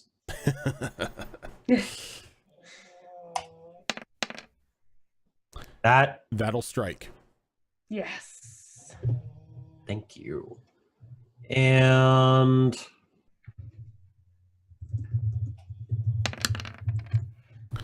17. Dang. Do not be in front of a battle axe. All right, as you quickly dispatch this one, lopping its head off of its body. And he is going to get golfed in that orderly direction. All right. Let me go ahead Let me and say golf. remove that. Pew. I mean, what happens when you get hit that hard with an axe? That's true. And then you've got one charging in on you.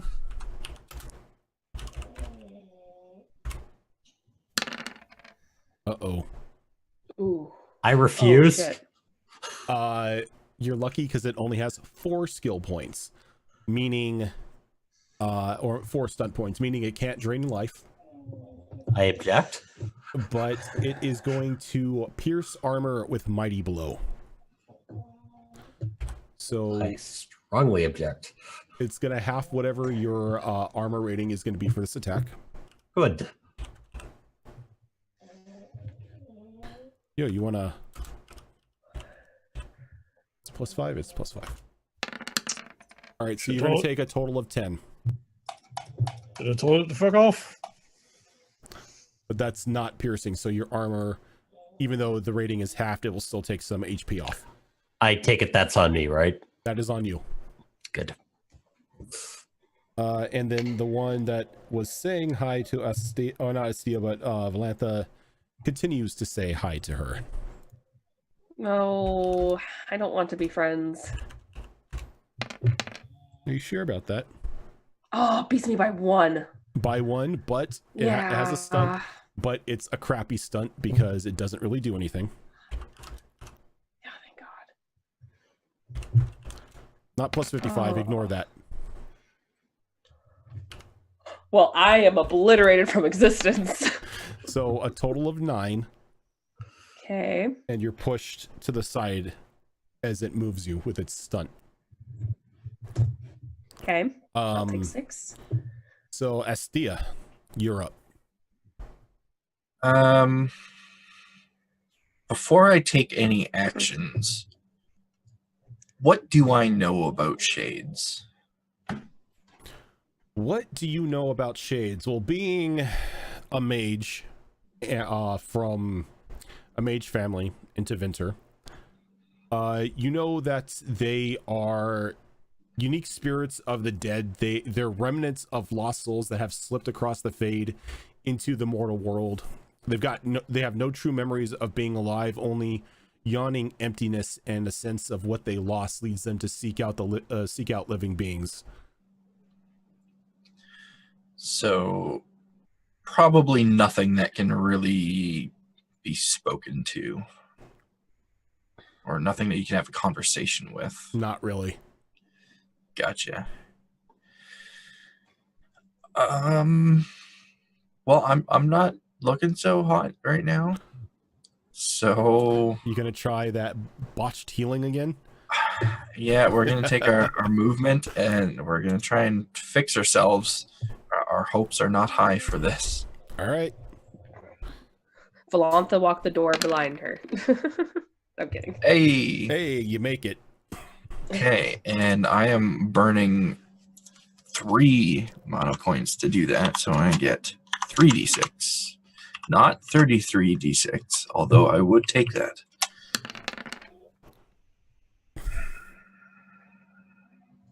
Keep me alive for Wow. one more turn, I guess. Blood mages are not healers, by the way. Yeah. Also, Showing. also, The heal spell is not that great. it is when you roll. We'll need to correct, get you when some mana roll decent. potions. So I have to ask, because I did turn the microphone down a little bit. Can you guys hear me? Yes. Yeah. Is it muffled at all on the call or in chat? Nope, sounds good. Nope. Okay. Chat's good. Or the call's good. All right. Orzus.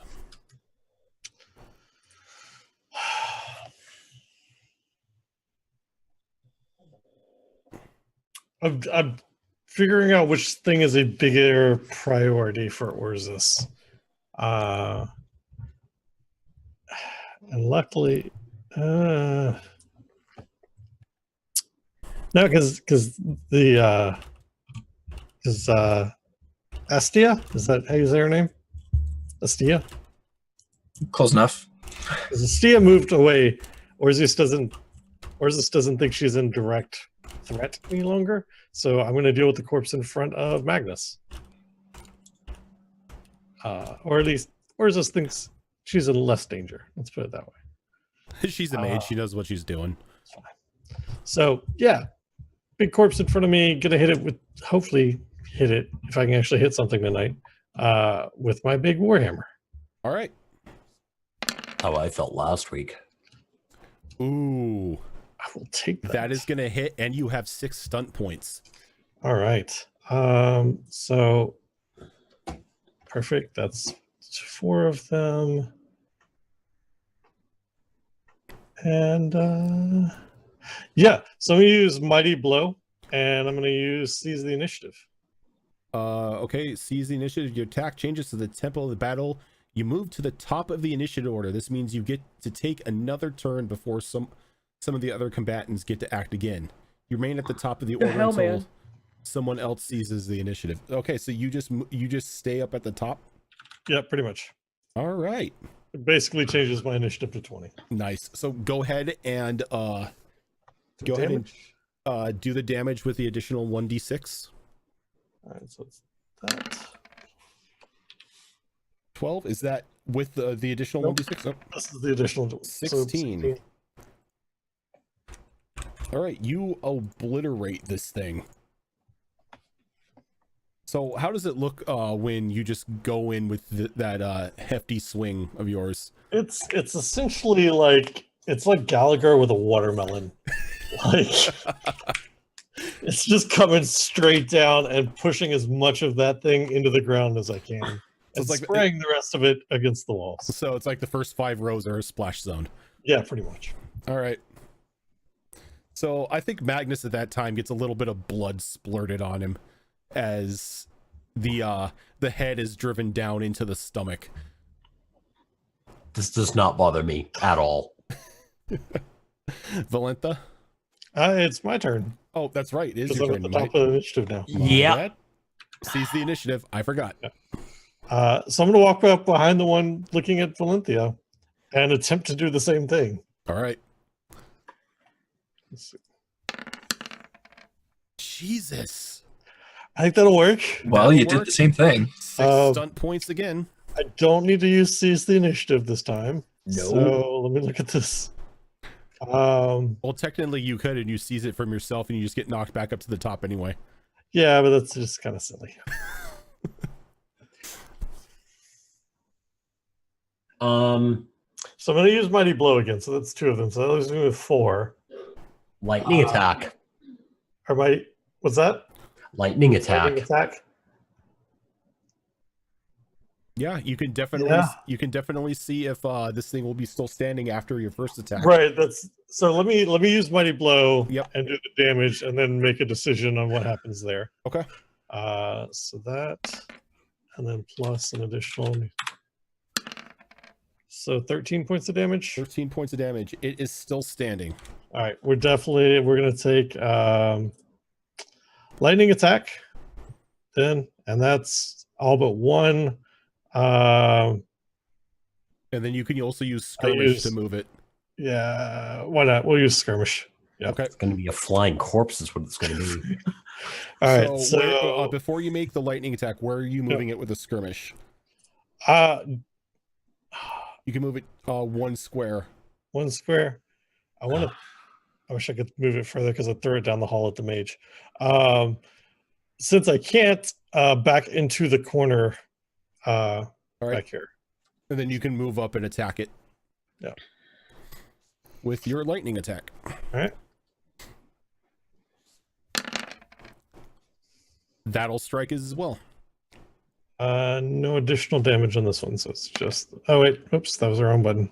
Ignore that. I mean, I'll take the stunts though, but the 14 damage. All right.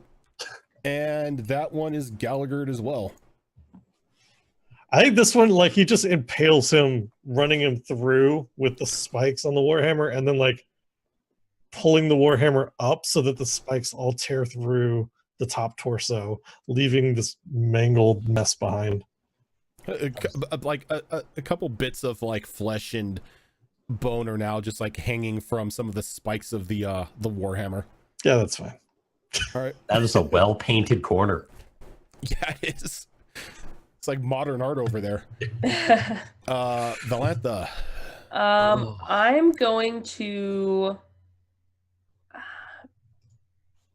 because he's a necromancer, I'm instantly thinking magic user. So I'm going to look around this room to see if I can find any magical objects. All right, you can go give me a search roll.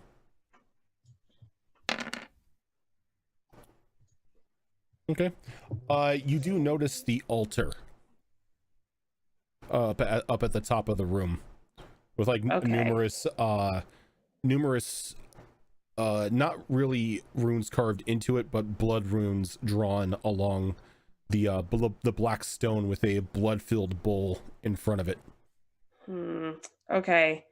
What's my speed again? My speed is 15, so let's see here. Oh, I can easily make it there. Okay, yeah, I'm gonna make it all the way there. I'm gonna try something. I'm going to try knocking the bowl over and trying to get rid of the runes. You said they were like painted on there? Yeah, but they're dried into the stone by now. But you can knock the bowl off of it as it's just placed there. And you can see it's just like this very thick, almost coagulated black blood. You know what? I'm going to try something. I'm going to take actually one of my arrows and grip it so it's close to the arrowhead and start scratching the runes. Okay. And you just begin to scratch at the runes. Nothing really happens. Okay. Okay. I'm just trying something. Okay. All right. Creepy boy. Coming up on Astia again. Needs to give her another hearty high five. He's just slapping me around. And I'm taking it. You like it. I mean, just a little The bit. 13 hit you? Yeah, it does. So 3 stunt points. Let me see. What is it? No, it needs 4 for that, so it's not going to work.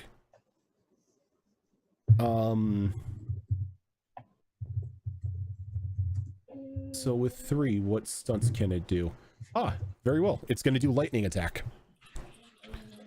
So for the first attack here, you are going to take 9 penetrating.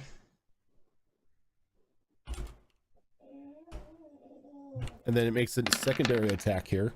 Stunt points do not count, so you don't have to worry about that because it is a secondary attack. They don't count. But with a 17, you're going to be hit again.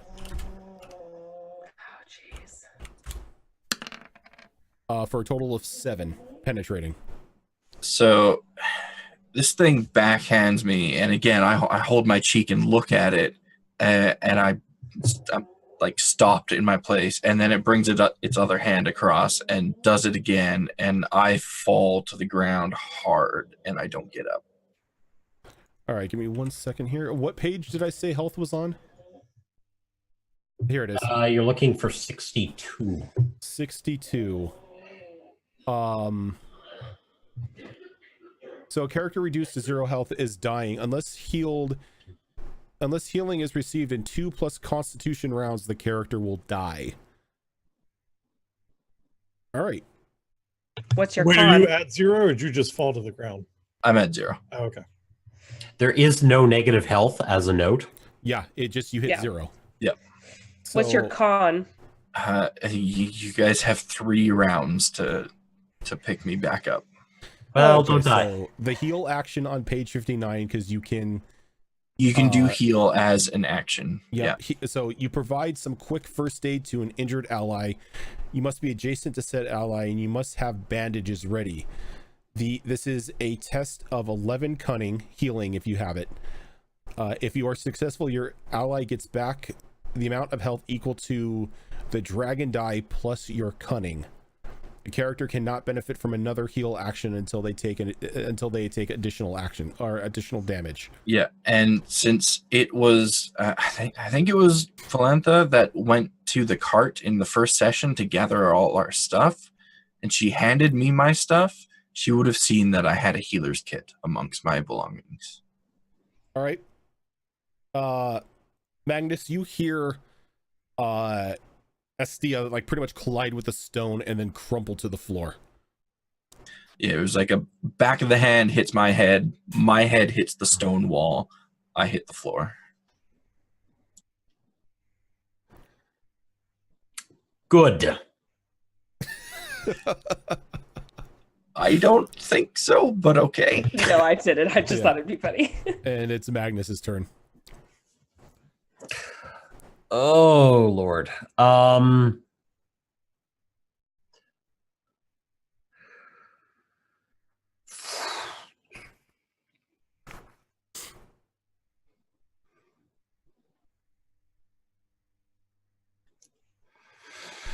Oh, I call out. We have a problem. Our mage seems to be laying on the floor. And I am going to drop into defensive mode. All right. Are you doing anything else? Yeah, I'm gonna back up one little bit here. All right. I don't think can you move at all? No, I don't think I can. I actually No, I No, mean I'm stuck Estia. Since it's Estia's turn, I she's don't currently down. think so. Well, actually, I don't know. I haven't actually looked up what happens when you're at 0. I didn't expect to be here so quickly. You're a mage. Where else would you be? It's fair. A dying character can talk but cannot take any other actions. Okay.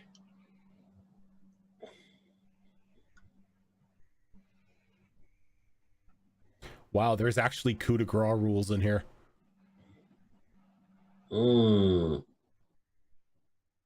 But yeah, Estia. I mean, she's laying on the ground looking up at this thing and kind of quivering. Okay. Orzus.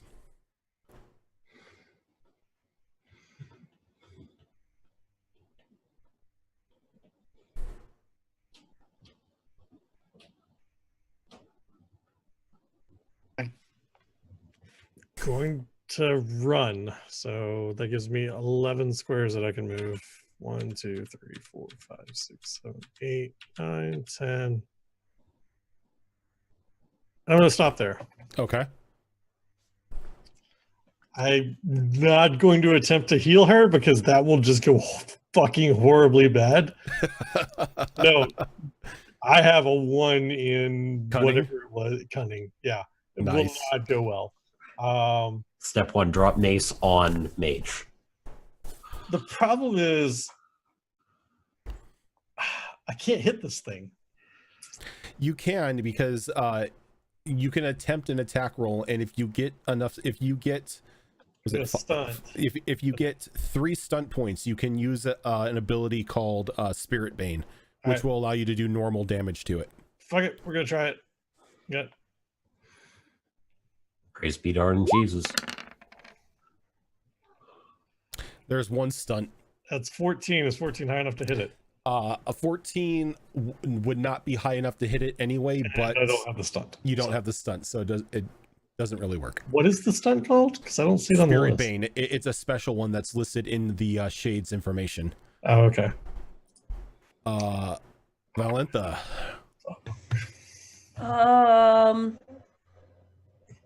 Yeah, she's gonna run.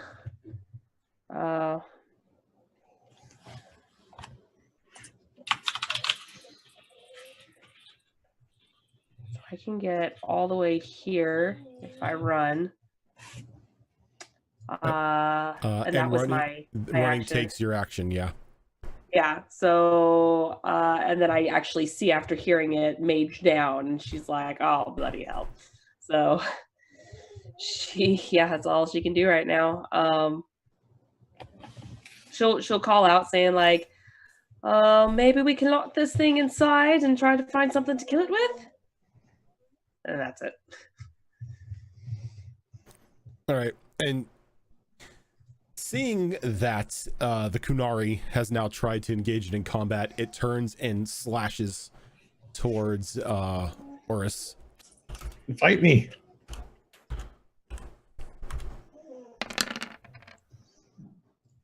Oh, sir. 13 does not hit. Oh, sir. All right. Magnus. All right. Move it up here. So I'm going to do a full-on run. 1, 2, 3, 4, 5, 6, 7, 8. And oh, that's all I'm going to get to do. Because unless I can, like, drag in one fluid motion our very flat mage out of the way. Nope, that's going to be it. Okay. Estia. I think seeing friendly faces. The air quotes are probably Yeah. appropriate. She's gonna call out, "I have a healer's kit in my bag,"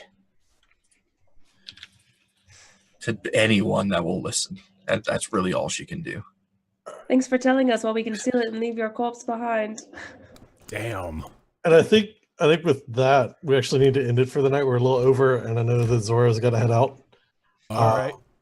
Oh, So man. with HP Fox's character bleeding out on the floor, we'll just leave him there. It'll be fine. Man, It's we're fine. gonna leave Estia on the brink of death as the top of the Yep. initiative rolls around. Yep. She has one Okay. more round to be saved before she bites it. Oh god. You guys that hung out with us tonight, and in true to my brand, we end on a cliffhanger. Thanks for being here. Really do appreciate it. Before we are going to go on a raid here in just a second, go show some love and support to another channel here on Twitch. Before we do, Roger Quest, who are you? What do you do on the internet? I am Rojan Quest. You can find me here 3 nights a week on Tuesdays, Wednesdays, and Sundays, as well as my own channel where I stream for Extra Life every Monday, Thursday, Friday, and Saturday. Taking a short break right now, but when we come back, it's going to be a large focus on games like Neverwinter and Division 2. Right on. Zoro, who are you? What do you do on the internet? I am Zoro for me 3. When I am streaming, I am a variety caster / creative streamer where I do anything from story based / RPG games, a lot of Dead by Daylight, and commission artwork or my own artwork. Otherwise, I am here twice a week with these awesome people on Tuesdays and Wednesdays. I'm hoping to get back streaming within the next couple of months once I find a job and a place to live so I get my PC up here. I apparently need to make your command. I thought I had one in there for you, Zora. That's all good. Ravenlock, who are you? What do you do on the internet? I am Ravenslark. I am a technically variety caster here on Twitch, live with these lovely people here on Wednesdays and on my own channel as many days as possible during the week, usually starting 8 p.m. Central-ish. Currently, we are doing an XCOM 2 heavily modded playthrough that is getting more ridiculous every time I do it. After that, we're probably going to be moving on to something else retro-ish. I don't know. We'll decide when we get there. But yes. Right on. I just remembered those commands got eaten when the bot shit itself, and I need to remake them. HP Fox, who are you? What do you do on the internet? I am HB Fox, and I now have a concussion, apparently. You can find me doing various things on the internet. Some of them on Twitch, some of them not on Twitch. It's not as filthy as it sounds. I work very closely with the Hunter Wild as well as Streamer Square, and I have a podcast with Spooner Sloth. We are looking to ramp that podcast back up this coming month. We have kind of been on a bit of a break since the new year as we work through some stuff and talk about where we want to take the podcast in the coming year. So look forward to that. Right on. I'm Impius. I run Behold Roleplay here on Twitch, as well as stream occasionally some Magic on here. Don't go follow me because I don't stream on my own channel. All my content is here. Thank you guys for being here tonight. Really do appreciate it. We're going to go raid Daniel the Demon, the fantastic caster. Grab that raid command. Behold a raid. If you've got the dungeon eyes, sounds like bedroom eyes. Go ahead and throw those in there as well. And thank you guys so much for being here. Really do appreciate it. We will catch you guys next week. Thanks again.